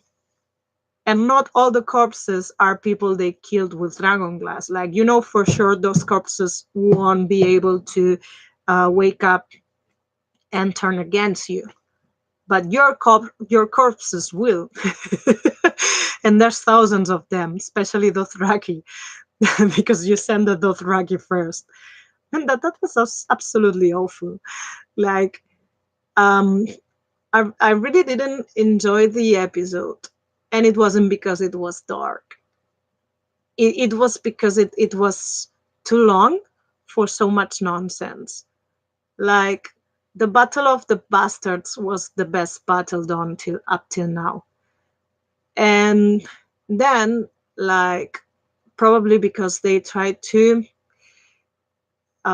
show all the flaws of the main characters, or what the series took as the main characters, that this last episode is absolutely stupid to the point that um, Danny does the most stupid thing you can do after a battle that has left you with less than a third of the army and the power you had when you came up to North, which is rush to King's Landing so you can get Cersei out of the throne. Like, the Dany on the books gets to think and reflect more than the Dany on the series that seems to be obsessed with the Iron Throne. Of course, the Dany of the books also goes through the same paradoxes and the same controversy of being a chain lifter, or a chain breaker, and at the same time being a tyrant. And she gets to experience in different cities that she's passed through, that after she returns, or after she gets news on those cities, that the aftermath of her trying to kill the masters and trying to release the slaves hasn't been that good, because just by her appearing and doing massive killings, or trying to kill the masters or killing the oppressors, um, you don't solve the thing. You actually need to think farther and do some development plans, and get some measures in order to free people and guarantee they have a future. And she gets to think more about that on the books. Instead, on the series, the more time passes, the more she becomes obsessed with the Iron Throne, to the point that when John tells her who he really is, instead of thinking like, "Oh my God, I'm fucking my nephew," she is kind of super betrayed. She feels super betrayed because, oh my God, he is the rightful heir of the throne. Like, she can see past all that bullshit. And on the last episode, she begs him not to reveal that, because if people get to know he's the rightful heir, all her all her plans will get into nothing. And she's obsessed up to that point. Like, she has even forgotten about breaking the will. Like, she's talking about breaking the will, But in the end, she's not gonna break a will because she's only obsessed with getting the Iron Throne. She doesn't even kind of gets room to consider whether she has to be the queen of the seven kingdoms. And when Sansa tells her, "What about the North?" And when she tells her, like, at the beginning there weren't seven kingdoms, like, why cannot we be independent and just be allies? She doesn't even consider, she's so obsessed with her own ideal of regaining what her family had that she doesn't get room for anything else. And she doesn't get to think about anything else. And she's so stupid that when Sansa tells her that the army should recuperate before trying to attempt anything else. She takes it as, "Oh, I helped you and now you don't want to help me back." And Sansa tells her, like, "No, I'm talking about your army too. Like, you literally can't stand on your 2 feet. So you need a certain time, and also you need to plan. Girl, plan, because the plan that they do in 3 seconds with Varys and Tyrion and Jon, with that kind of like they were playing role, and if they were playing role, they would be really bad players. Like it's like they're playing Risk or something similar. Um, doesn't work for anything. She gets another dragon killed. She gets Missandei kidnapped and later on killed for nothing. And it's everything because she hasn't listened to Sansa. Like, for one reason or the other, series Sansa, like TV Sansa, HBO Sansa, is the wise Sansa. It's the Sansa you don't get to see on the books, at least not up till the ones we have published until now. So, why on earth you don't? Um, why on earth you don't listen to her? Because you are so obsessed in your own fantasy, and she's really become super selfish. And I don't really know if Martin intends to do that on the books. Like, I know all the characters are supposed to have its flaws, but I don't really know. We don't really know also if Arya is supposed to kill the Night King.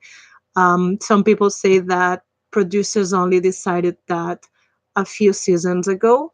Like, at the beginning, they didn't decide that. I had no troubles with that. For me, it made sense. Like, they say no one could kill the Night King and no one killed him. Like, she's trained for that. And she's got through her own journey. And as I say, she cares no facts. That's why I hated that scene of her panicking through the door. Like, she's supposed to be badass sneaker, and it's like super troublesome for her to sneak. And only the only reason why it's happening like that is because you must see Beric Dondarrion dying for her, and Melisandre telling her that now is her time to kill the White Walkers. And she tells her that she will also wear blue eyes. But then you really don't see her wearing the face of a White Walker. You just see him popping out of nowhere and kill the White Walker. So, yeah. But it's not like isn't the first time I have issues with the series. I just kept watching the series because, in the end, I love the original story, and that's the closest thing I have up till now to see how the story goes farther than the fifth book. So, yeah, like for me, it will be always books are better than the series, and it's not because they had to adjust. It's because sometimes they did very bad decisions about how they would treat certain characters. Like, I can cope with characters being scrapped, but not with characters being completely twisted from the original essence. Uh, it's like Boromir on Lord of the Rings, the movies. Boromir and Faramir. Like, they are supposed to be, at least, I won't say antagonists, but the opposite, and they just end up being the same. In the books, they aren't. So that's it with Game of Thrones too. Like, we, right now it's like I just want to see how the story is supposed to end. Which we really don't know if it's how it's supposed to end in the books, but I just want to see it end. Like, I love most of the actors that were cast. I love to watch it. It took a lot of money, and they are discussing different series that can develop from now onwards based on the same universe of Game of Thrones. But honestly, it took so much money to develop this series. In the end, they had to start topping from characters to the time running. Like, uh, from 3 seasons ago or 4 seasons ago, the story started moving way too fast. So we got to see things like Danny and John becoming an item too fast. Like that, there's no development. Suddenly, boom, because they are supposed to happen, boom, they happen. And uh, as I said, well, at least we got to see Sansa's evolution, something that you don't get to see at least on the books, not up till book 5. And you got to see other things, but in other areas it was too quick, too fast, too, I don't know. It wasn't well shaped. And also all the hype with the White Walkers, for the White Walkers to be defeated and fought like that just in one episode. I love that Arya killed the Night King in one hand. In the other, it was so unnecessary to have those many people killed for that precise moment. Like, it was horrible storytelling. It was horrible because it was idiotic. Like I said, it was idiotic. Like, it didn't make any sense.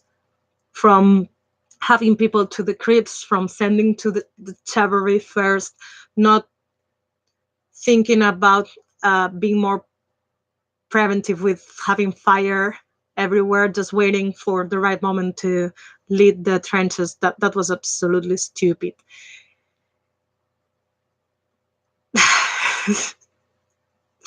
It's like, yeah, you don't really know if that's something that Martin have had on his head, or the producers or the writers for the show came out with. But it became a point that we are just watching because we want to see how it ends, and we still feel attached to certain characters. That's all. It's not wise. Like that, the most important and interesting thing right now, it's Sansa, and that's the thing I'm looking forward the most. uh because I really hope that since they gave Sansa some depth and some resentment, as opposed to John and Danny and everyone else, she still has an important role to play.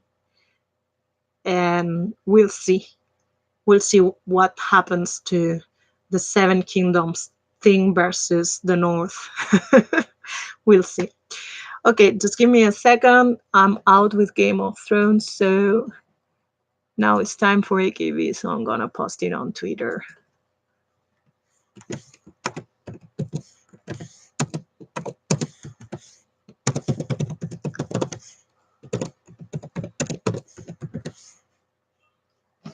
Yay.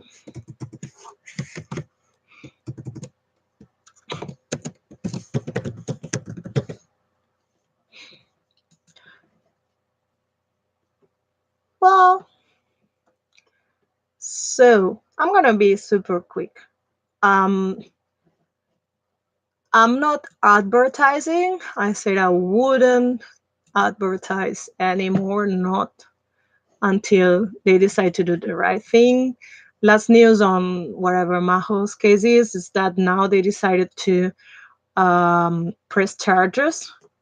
A little bit late, I know, but the Entertainment Association is studying the case and delivering whether to take measures based on what AKS did in order to protect idols from these bad things to happen. I want to talk about AKB48 structure and the fact that, related or not to Yamaguchi Maho's case, on the last few weeks, a lot of Team 8 members have announced the graduation. Um, Everything is guessing and hypothesis. One thing for certain, I'm talking about AKB48 now.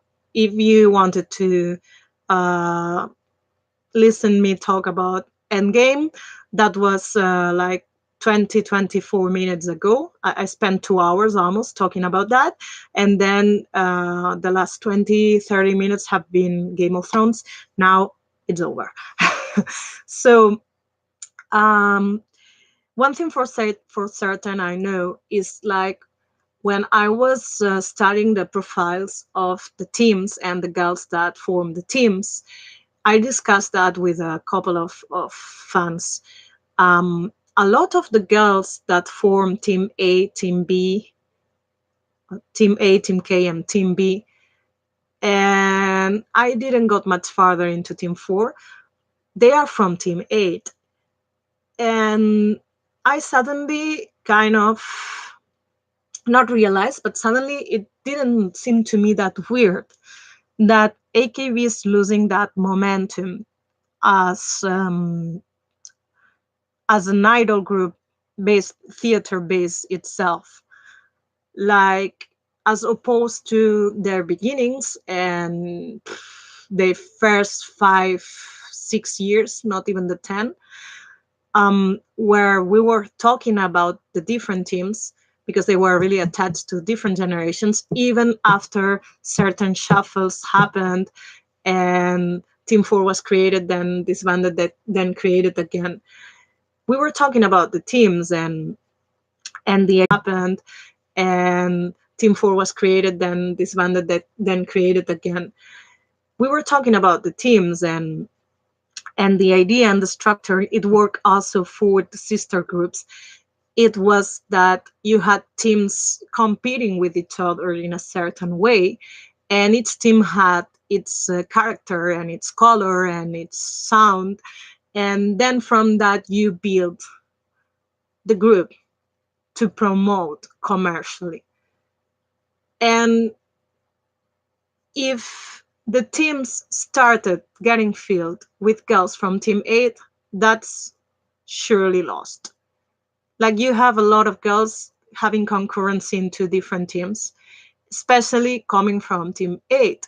Team 8 has already specific purpose that's promoting through all Japan in bringing what would be the concerts and the theater, but in a minor scale, to all the prefectures with different girls that are supposed to be the girls of Team A, Team K, and Team B, and Team 4.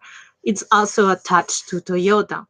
So whenever a girl decided to graduate, they found a replacement that came from the same prefecture. But now a lot of girls are saying they graduate and they aren't being replaced. And I don't know, maybe it's the backlash from the Mahos case. Maybe it's because the Toyota agreement it's about to get to an end. We don't know what sort of contract they signed.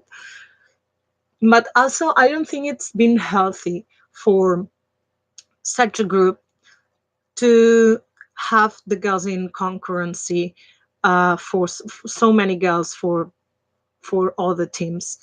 That's what kind of discredited a little bit the character of each separate team. Of course, other things damage it, like Team B waiting for Takahashi Yuri to come back, and then suddenly she decides to graduate, and they've been on a standby for a year almost, and suddenly they have to start all over again. And also, like, a few of the girls are on concurrency too, so it's crazy if you cannot focus, and you cannot focus on one team. There's no way you can build a strong team. And from that, resents the rest of the group. Like, no wonder that other groups are taking your position in popularity. That's what I wanted to say. The other thing, and it's Sashi related because Sashi confirmed it, is like, as I said, Akimoto is only a creative producer. He has no input on management and business anymore, except for this weird thing he did for SKE 48. And even with that, I'm not sure he is directly managing them. I'm really not sure if it's him directly or it's a team that's attached to him. And now Sashi, like, Sashi already done the graduation concert. Like, she's going to graduate from two groups at once. And presumably her idol days are over now. Start the producer days, or it continues the producer days. Equal Love have recently released two or three songs. I think they're all from the same single, and she's probably focusing on there's supposed to be a sister group happening for Equal Love.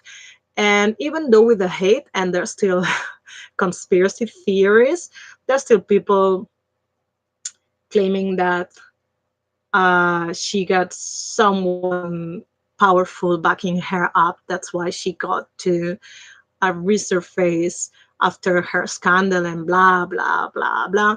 No one can deny that she's been one of the most important figures in AKB48, but also in the idol world, because she provided for the non AKB48 group related idol groups too. And she's never stopped loving what's the idol culture and trying to provide and produce for it. Um, she lives she lives gifting a whole produced stage for HKT48. Of course, she's only done the lyrics, but that already implies she has done a huge work just as a graduation gift from her to the group. And I think that keep denying that and still wanting to um, insult her and treat her like she's dirt, it's wrong. Even if you don't like her, not admitting her work and the results of her hard work just because you didn't like the type of scandal she had, it means that you are too obsessed with hating, not just her, but with hating in general, that you cannot see all the things she's done that go beyond just being an idol, and other girls in her situation will never be able to do. And probably from now onwards, she will become an even stronger figure in the idol world, especially if she keeps producing and she keeps releasing other groups. I don't know if she will keep showing her face because she is an entertainer. She has been a very important TV host for years already, and I don't know if she will quit that or she will continue that because producing really takes a lot of time. But if she does, she will probably transcend whatever AKB is going to get, because right now the future for AKB48 it's really dark, and it's not just because of the Maho scandal. Of course, that's kind of damaged and backlashed a lot, and there's a lot of people now crying that people shouldn't hate on NGT 48 members and blah blah blah. What people shouldn't do is to insult them and bash them, because we really don't know who are the certain members that contributed to that to happen. But trying to ask people not to boycott the group, it's trying to ask people not to still want justice for what's happened. And they are so fucked up that it's not right that they get to keep going while Maho has been um, forced to graduate. And I think it's super revealing that they got the new profile photos, and the only one that didn't get a new profile photo with a new uniform was her. Even Rico and Rina had this uniform, probably because when she was forced to graduate, they didn't condom the other two, also saying they will leave if Maho leaves. And that was super revealing because that makes me respect the other two girls more for standing up for their friend and standing up for what's right. Because I will repeat that once more. In the end, Maho got assaulted, and that's the only thing that matters. Like whining over the fact that people aren't taking the rest of the members and the rest of NGT48 members, and they don't want them to succeed. It's absolutely stupid. Like, I don't know how people can um, still want to protect a group that's rotten like this, especially while they are not telling you who are the members that are really behind this and who aren't the members. And the ones that decided to stay by deciding to stay and getting quiet about it aren't doing the right thing either. So, yeah, it's not right to insult them and to call them names. That's not right, not for sure. But it's right to keep trying to boycott this group because this group shouldn't happen anymore.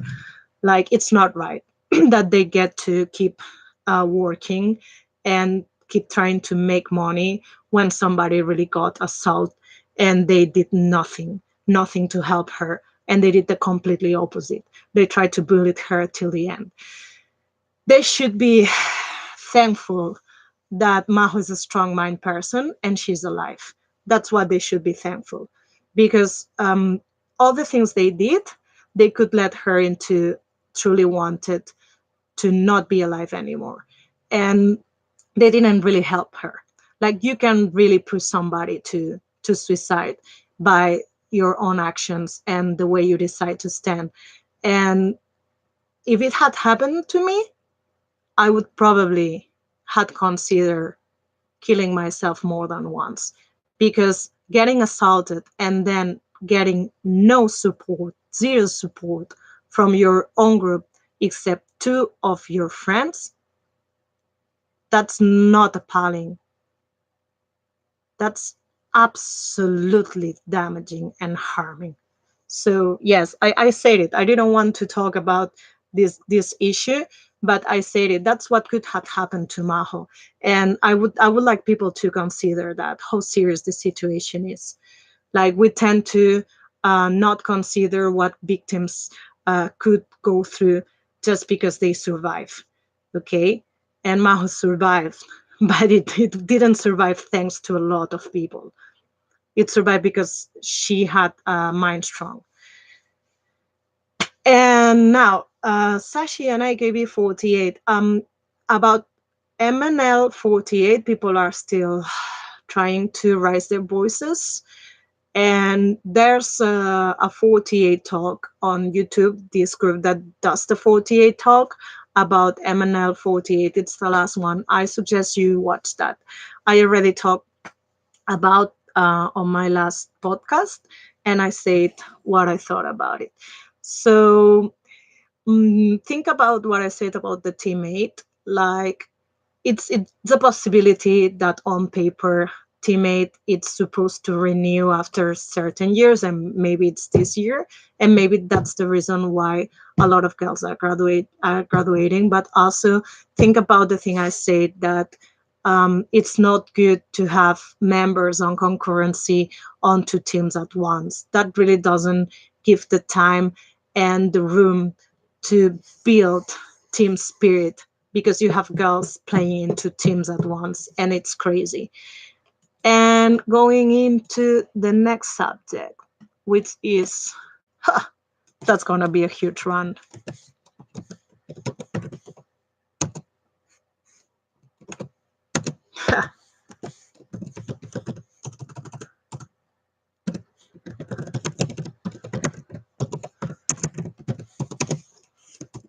Yeah, that's super run time.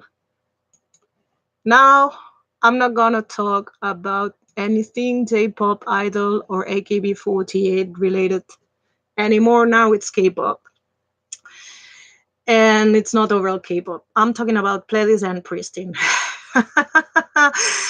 I've been talking about these on Twitter only for a while, and I have a huge long thread about Pledis from beginning to the end, especially because um, there's this mythology surrounding 17 that they are super powerful, they don't need the company to function, and that's not really true. Like, in the end, the company was the one that created them. In the end, they are the ones putting the money, of course, because 17 members are strong-minded and they got through a lot on the 3 4 years they weren't debuted, and they were just being created and training to debut. They don't take shit from the company, and they get to promote properly. And because they got successful, they get a say, and they get funds to promote properly, at least while it's working. If there's a day that money doesn't roll the same way in, maybe they will encounter a similar situation. Also, the thing that they self-produce, they are not the first group that gets to produce their own songs and blah blah blah in the company, and they still have a producer that's not from the group, that's Bumzu, and that's an inner house producer from Pledis. And in the end, Pledis puts the money. Um, the only thing is that they're they are the group that hasn't been affected by any mismanagement, and it's not just mismanagement. Sometimes it's miscommunication and other departments not being good developers of the products they create. So yeah, they are the only ones that haven't been affected by that. Even the soloists have been affected by that. I had a huge thread about this. Right at this moment, the first girl group and the subunit from that girl group that Pledis created are not officially disbanded, even though there are barely members left. Most of them are out, graduated, and in a different company.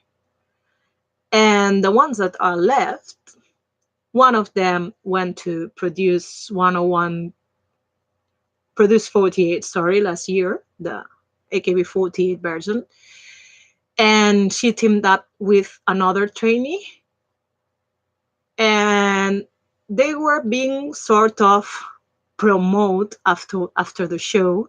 She didn't make the final group, even though she was pretty popular, and they exploited a lot a really dramatized version. It was really dramatized.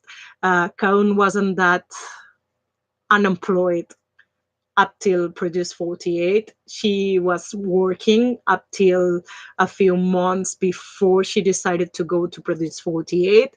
She appeared on the drama series, the Korean drama series for Idolmaster, and she had been working, and she had been working more than young. That's one of the members that we don't know if she's in or out. She just went back to her hometown and opened a music school. That's how bizarre it is. They are not officially disbanded, and they have been on a supposedly hiatus for more than 5 years now. And Orange Caramel, when Lizzie left, a few days later, they say that Orange Caramel isn't disbanded. So whatever, they haven't come back since they had a flop after a huge success single. They did a digital release, and that kind of flopped. Like, they didn't get the money they spent into it, so they also were put on hold, on hiatus. Well, that would be nothing if it wasn't for the fact that they did that all over again. So many times. Like, Pledis is a company with great ideas when it comes to create groups, with a great cast department. Like, they really know where and how to get their idols. Um, they kind of effort they put and the focus they put on polishing the dance is amazing. Creative wise, they are super likable, but then they have zero sense of development. Even though they got to grow, like even though people claim that they were in bankruptcy, they were never bankrupt. They even could grow and buy a new building. During those times, people say they were ruined. Like the only things is that like they never get into bankrupt, because when something doesn't rolls in the money they have spent, they just scrapped it and take the pieces they need and keep exploiting that. So that's how they kind of went on, and they are doing it again with Pristin. That's the rant I'm having right now. um and it sucks because they had this huge precedent that was After School. After School came to a point that the only profitable thing was keep having Yui doing dramas and wherever it came from for her, having Nana doing endorsements, and eventually getting into an acting career. And for a period of time, even Lizzie, even though then Lizzie started kind of fading off and her popularity didn't get her to get dramas anymore. And that was it. And that was what they were exploiting. And that's how they were getting money, because at the time Yui was really well paid. She was one of the idols that was getting more money from all South Korea. And okay, like they just kind of decided not to talk about After School anymore, even though they kept using After School brand to promote the girls separately. Sometimes Yui didn't. Nana was more always talking about Orange Caramel. And then Raina, like Raina works as a soloist because digitally she sells, so she can keep going. And she kept going at least until last year. She even had a series of concerts and collaborations with Bunzu and Handongan. So yeah, it's like what this company has never fixed is having professionals that actually know how to develop and to maintain their products and to expand without having to scrap or damage what you spend years and time creating and polishing. That's probably why Sondambi decided to leave, and Kahi, with her rights and wrongs with the company, also decided to leave. And surprisingly, Nana didn't decide to leave, but um, like they could do nothing more for them. But also, like when they had something really good in hands, they don't know how to kind of squeeze it so they can get the most of it. They did it with Newest. Like Newest was one of the most popular groups of their debut year, and they were getting huge endorsements like McDonald's. And suddenly they were kind of in a rush. All the companies were in a rush to get their idols into Japan. And they didn't go that fast anyway, because first it must go After School. But suddenly, kind of, they were in a rush to get them everywhere, and they did this Chinese deal. At the time, they were also having troubles with the management of Hello Venus. So, in the end, when News had to come back, um, half of the fandom had left, and the other half were debating whether they like it or not, the product they were launching. So that really damaged the group, but it was also half and a half. Like the responsibility was also on the fandom overall, because not everybody supported the music. That's the song that became iconic later on, by the way. The Yapuseo Hello. But then when they had to release an album, like Pledis still kept spending money on them, even though they didn't come back uh, often, in like too often. When they released the Sleep Talking and when they released the full length album and everything, money didn't came back the way it was supposed to. So they just sent them to Japan, where they were being exploited, or at least allegedly exploited, by the Japanese label Ariola, that way they were directly managing them, just so they could make the money to pay back the company. They even get to do a movie, an independent movie in Japan that was released through Apple. Yeah, Apple iTunes. It was released, and then they came back. They did a couple more of albums the year before Produce, 2016, I think it was. 2016. And Pledis kept spending money on them. That's the funny thing. It was just people being mean, selling that no, this is mediocre stuff. But no, Pledis kept spending money on the production and the overall wrapping and everything, but they just didn't have the support anymore, and people were kind of not looking at them anymore and not listening at them anymore. So even though Pledis kept planning from them, and they were talking about working on solo projects and also another album, they decided to go to Produce as the last resort, because the boys weren't stupid, and because they had a nice president that were 17, like 17 are working right now, and they are not taking any shit from the company, so they're getting things done, and they just keep going forward.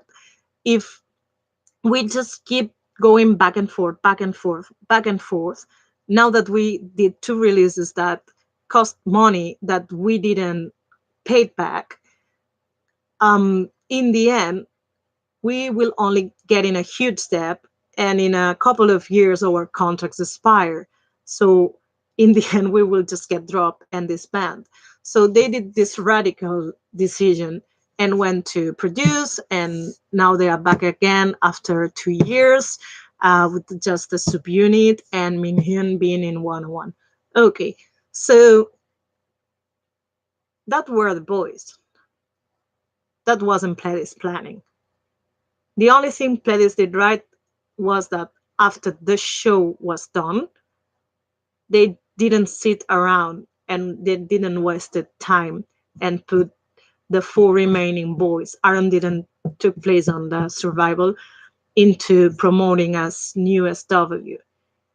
And they didn't kind of wasted the time once the contract with 101 and Mnet was done, and they spent only the necessary time so Minhyun could rest and they could start training to go back. But yeah, that still doesn't show they're good. It's from now onwards we will see if they had kind of improved, or newest team has improved in the way they develop and plan. And now we go Pristin. So Pristin got a lot of attention among all the trainees from the other companies. There were companies that sent also almost as many girls as Pledis did, but none of them got the attention Pledis girls got in Produce 101. That was the first season, by the way. And it was mostly because people were hungry for something that was like after school, even though the audience and the fandom itself were partially responsible of after school losing its momentum. It was an overall summing up situations, an overall adding different factors, but we were also partially responsible, at least the ones that didn't like it to support the group that kept having members graduating and different types of concepts. The pole dancing also didn't have everyone on board and such. So yeah, people were hungry for that, and the girls are charismatic enough, and two of them got into the final group, but the ones that didn't get into the final group were charismatic enough, and three more girls, I think it was, I don't know if Sangyeon was there, but Kyla definitely wasn't. And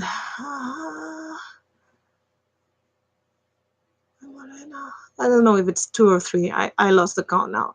But yeah, they just kept training all the year in a very AKB48 Kenkyusei style. They kept doing concerts every week, like they were stages. And Pledis is a company that has taken a lot from Hello Project and AKB48, just for the record. Like that's admitted by the same CEO. And that's how after school were created anyway. So they kept doing that. And once IOI was over, they just prepared for debut. They even had a pre-debut track without I won't say the name well, Jikyung or Kyulkyung and Nayoung. They had a pretty good song without them, and they kept doing be lives and they kept growing the fan base. And once their debut came, even if it wasn't the best song of the world, visually and the chorus was catchy enough for them to create an impact, even though it was a time that a lot of similar lineup groups were debuting. They had the attention. They did have the attention. They even won some rookie awards and everything. So when the time for them to keep releasing stuff comes, we just get a subunit. And at the beginning you say, "Oh, that's not what I would do, but that's not that unwise. It's nice to split the group." Um, as many subunits you need, a lot of people were speculating where to get the other five as to promote together. I wouldn't. I probably would do subunits differently. But yeah, okay. But then again, like it was just the most popular girls minus Shion in Pristine V to promote. The idea wasn't bad, but the idea became bad from the moment they only did that last year. They only did that release as Pristine B. And Kyo Kyung was too busy going back and forth from China to South Korea, first for idol producer, then for other stuff. And it's like right now she's the only one that really gets to do job done. Like I know Rena has opened an Instagram or something, but they are just literally put on the dungeon more than after school ever was. Really, more than after school ever was. Like Pristine are in a dungeon. I don't know of any group that has been put that much time in a dungeon except for Rainbow. Rainbow were also as badly mistreated by DSP media as they're being mistreated by Pledis. And it makes no sense because if you weren't ready to debut them all at once and you were just trying to keep piecing things together just because you got that hype from Produce 101 and you really wanted to kind of grab that momentum from the moment IOI would be over, then you should have put a lot more effort and a better development into it. Like sales for Pristine aren't supposed to be bad, and the results of the first year aren't supposed to be bad. So we really don't know what happened. Of course, there's the Kyla thing. And the Kyla thing is that she allegedly got injured while recording the video of the second single Pristine released. They only released two mini albums. That's all they got to release. And then she was sent back to the States so she could recuperate, but it became so long. And again, we have a precedent with After School and Becca. And Becca left once, and then she came back after a long time. And then she just did one more single. And right after the single kind of was being promoted, she said she was graduating. And we got to know that actually during the time she was away, she had kind of that time granted so she could consider whether she wanted to stay or go. At the time, she was getting a lot of hate from certain K netizens because she was more weight than the average K-pop skinny girl, and also because she was the American one. she wasn't that good with her Korean either, and people tend to bash on that. But yeah, once she decided to graduate, suddenly a lot of people decided to jump the bandwagon. So it was like, what's happening on here? Like, that she has as many haters as many people that are kind of ready to jump the bandwagon once she decides to graduate, or what? We really don't know. So yeah, we had that precedent. Only that with Kyla, we had her brother ranting on YouTube, and it wasn't the wisest thing to do. In the end, we never got to know exactly what happened. And it's understandable that for contract reasons, Pledis or Kyla or both of them cannot talk about it. But the polite and educated thing to do, because you depend on your fans, is to let your fans know we are having troubles. We cannot talk about the troubles we have now in detail, but please be patient, and please, we promise we will come back with the full group as soon as possible, or we cannot attend right now. But no, instead of being polite and educated, anytime the fandom has tried to organize on the fan cafe and on social media, that had tried to ignore and erase that and ban people. And a second year is happening, and a second year is going away. And there's not even a glimpse of the subunit happening at all. Like, you have 10 girls and you have them completely unemployed. Like, there's been proof that Kyla has been doing part-time jobs, and who knows who else. And it sucks because knowing Pledis, when, if they ever come back, they won't give any explanation whatsoever. They won't say, no, we just lost the investment for the group and we struggle to see what we could do to just keep the group going, or whatever it is. And it, again, even if we don't get the details and they don't tell us what's going on, like, we've seen enough of this company to know that they still lack a lot on development and communication department. Like, I don't know if in the end they are going to sell most of their shares to the Mnet group or any other group, but I don't think it would solve the situation anyway. Probably a bigger group buying Pledis would only destroy this creative factor they have, which is that sets them aside, and could jeopardize the other active groups or soloists that are doing their thing at least. And it would probably not solve Pristine's situation, because right now the market is saturated with similar groups, like it or not. There are a lot of groups with similar lineups and similar aesthetics and similar concepts out there. And what made Pristine unique was the characters and the charms of the different members. And that's what made them outstand on a show like Produce 101 as opposed to other girls. And it does suck a lot, a lot. And now I'm dropping the Pristine subject, because there's really nothing more that can be said about this, because we really have no news. The only news we have is if you follow the girls on social networks, and if you still have the time to watch the Biki lives, you will get to see that. And now it's Biki time.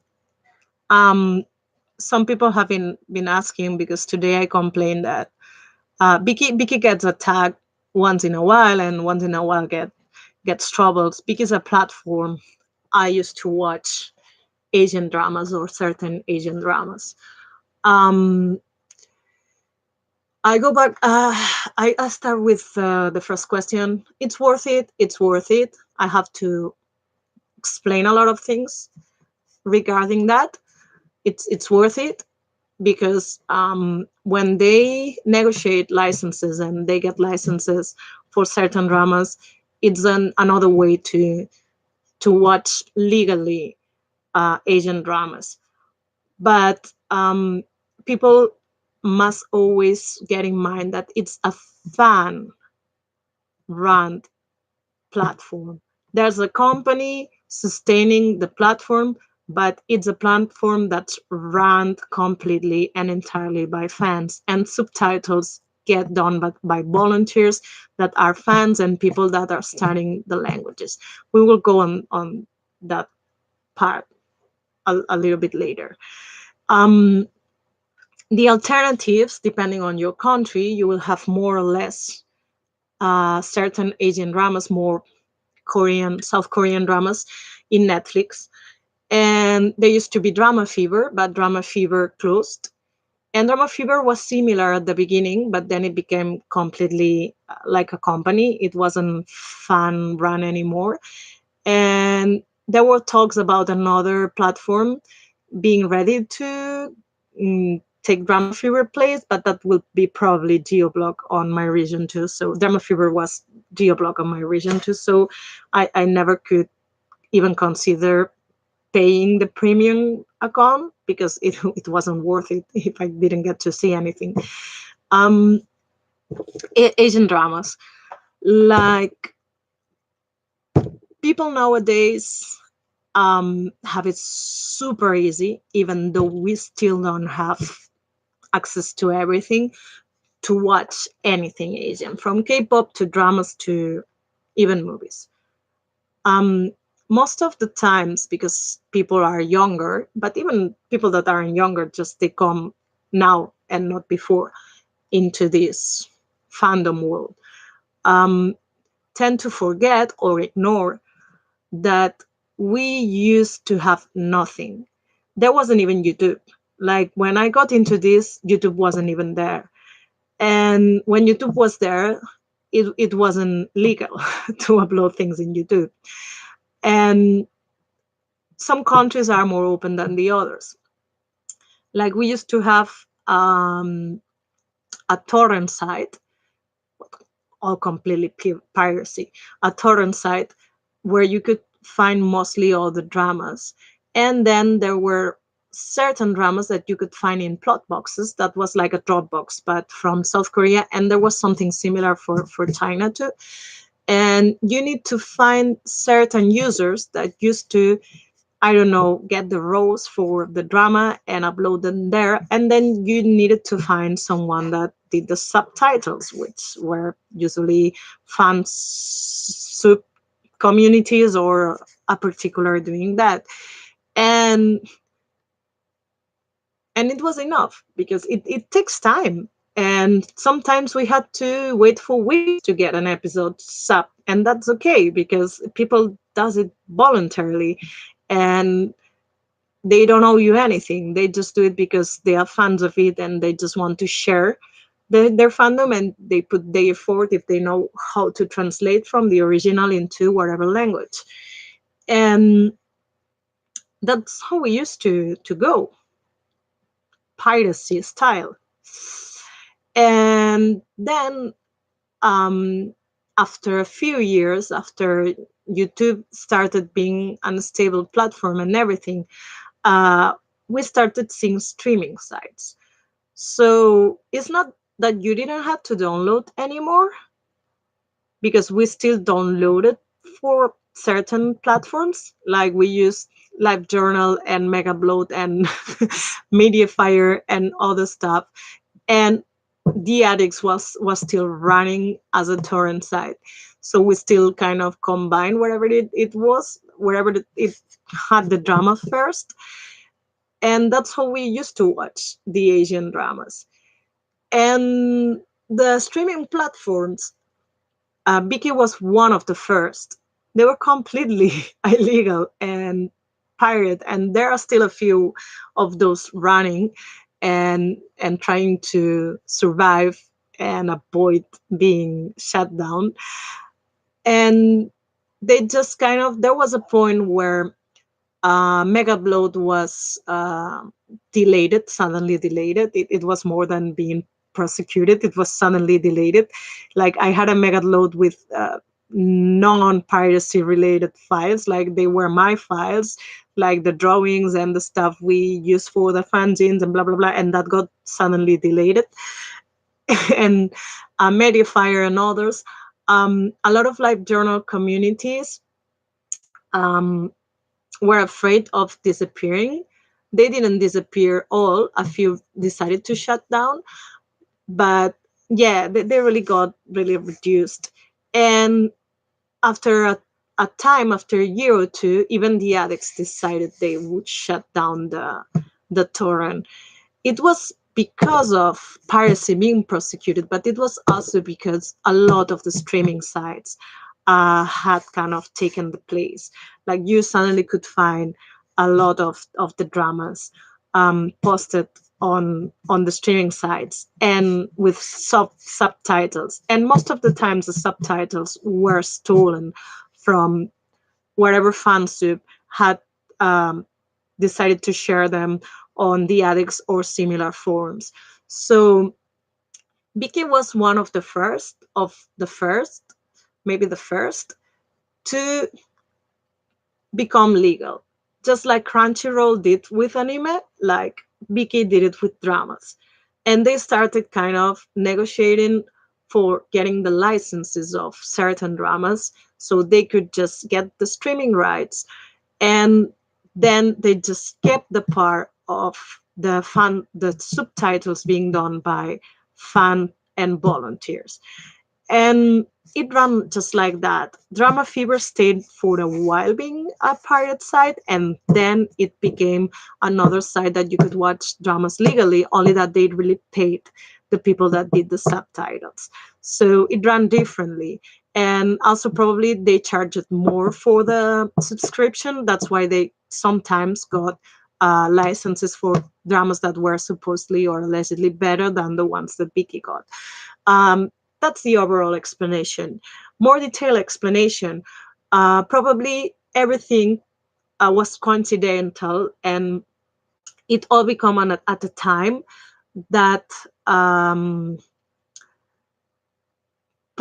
production companies and air stations, especially in South Korea, China, and Taiwan, were getting used to legal streaming services such as YouTube and it's not Weibo, Youku on China and other similars in China, and also Netflix getting, like we didn't have Netflix the rest of the world, like the US you had it, but most of us didn't have it until a couple or 3 years back. So they decided to take these streaming sites more seriously, so they started to um, stopping being illegal and becoming being legal and conceding the licenses. um, that doesn't happen much with Japanese dramas. Like with J-pop, they are still super, super, super closed to share their stuff overseas. Even if you are in Japan and you get Netflix, it's not that those many Japanese dramas that you get to see with Netflix licenses. They have the Amoeba TV, and it's not that good either. With Amoeba TV, you sometimes it's better for watching certain Korean dramas than actually watching the Japanese ones. But it really did a thing and a difference for Chinese dramas. Like at the time we all started watching Asian dramas, the thing was Taiwan, South Korea, and Japan, and we were crazy. Taking turns. Like there was a time that Taiwan was the thing because they were adapting a lot of shoujo and non-shoujo mangas into dramas, and those were getting hit. And then there was Japan doing a lot of comic adapted dramas, but also teenage oriented dramas. And then it was a second Hallyu wave of K dramas. Like um, Korea already had kind of their own Hollywood of dramas from before. It was only that for a period of time, other countries kind of got as much as popular as them, or maybe they got better stories, and they also kind of adapted stories that maybe first were shown in Japan or in Taiwan. So we didn't have that much access into Chinese dramas back in the day. And when the streaming platforms started to play a role, we started getting more into Chinese dramas because we started getting provided more Chinese dramas. Also, they supply for different platforms. You can go in YouTube, and most of the dramas are accessible in YouTube. Not always you will find the subtitles, because most of the times it's a fan that gets the tool and builds the subtitles, and that takes time, but it's still something. Like, we sometimes are really ungrateful and we don't get to appreciate the fact that we can watch all this stuff, and we couldn't do that before, and it wasn't that easy to watch that stuff before. And what happens with Piki is that most of the time people forget it's volunteers that do the subtitles, and that you get to watch legally the dramas when you didn't get to watch legally them before. Viki was a platform that suddenly you can find the videos disappearing because somebody had reported the videos because they didn't have the rights to get the videos, and most of the videos were supported in platforms like YouTube or the other one, Dailymotion. So it came from one place to the other, and it really tried to keep the essence of being a fun community and being a place where people can grow as a translator. um, you can see people really evolve. Like, you can see people that start subbing dramas and they don't quite much know how to sub, even if they kind of know a lot the language they are translating from. Perhaps they are not the best adapting the dramas.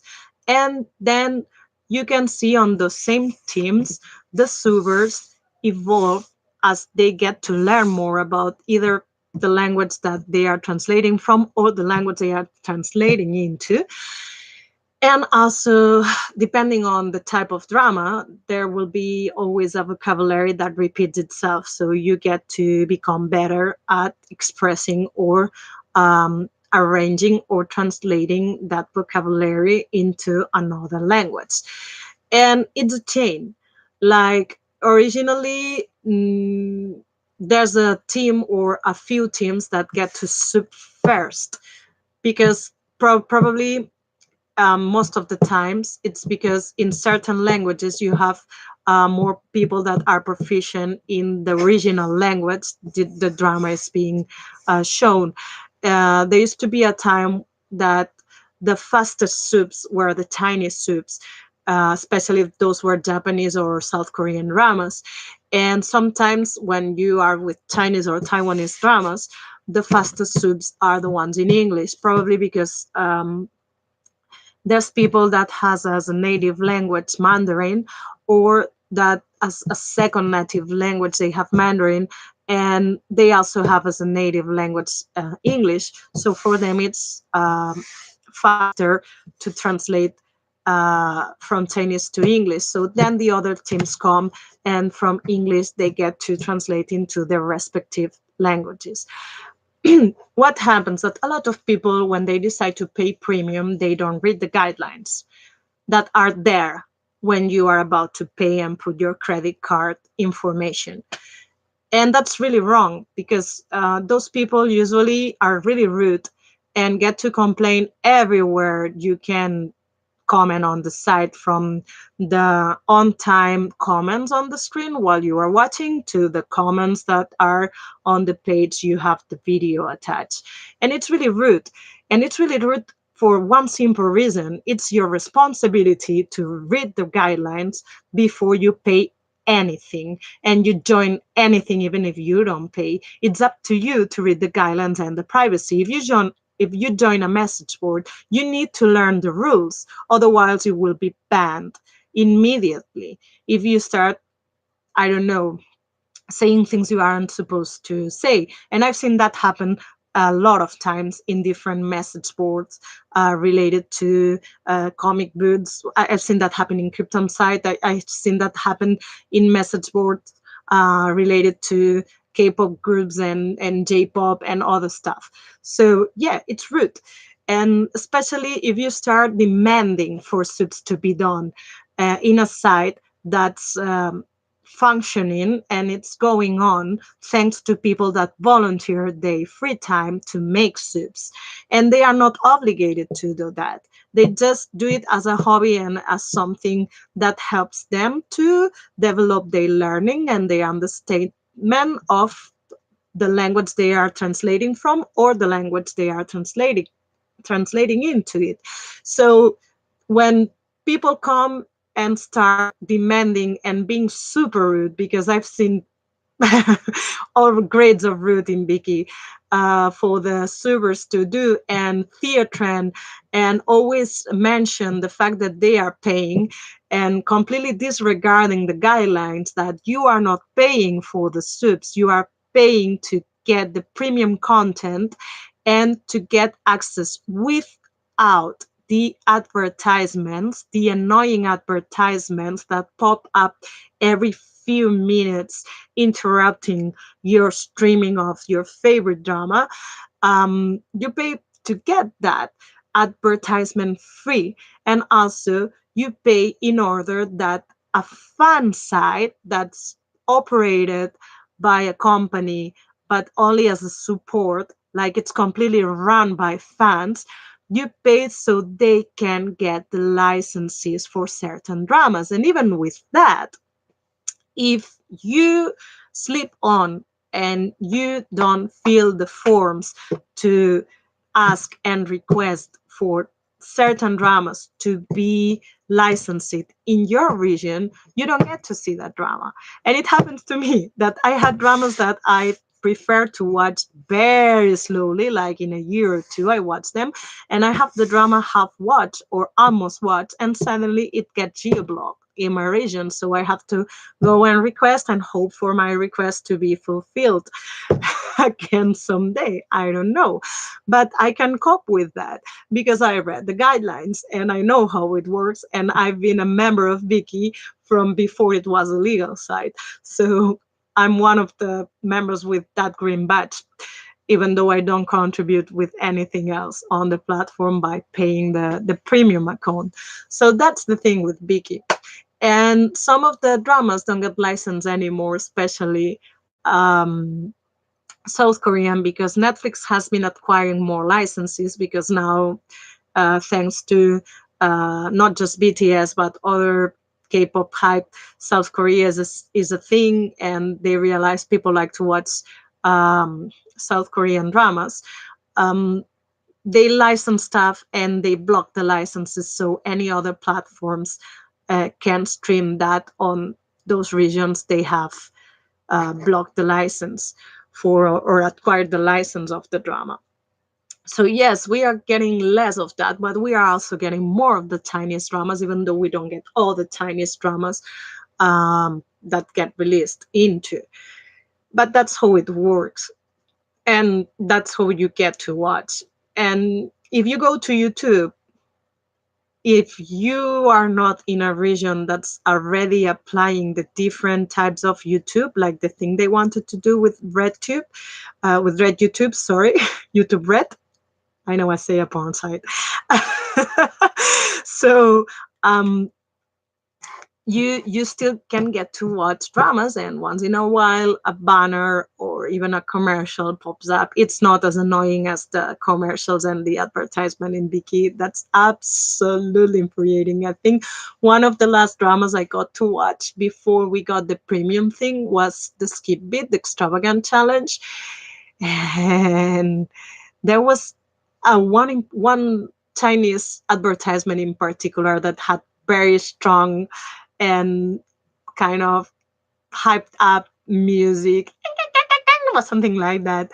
And it was crazy. Anytime it popped in, it was like, please make it stop.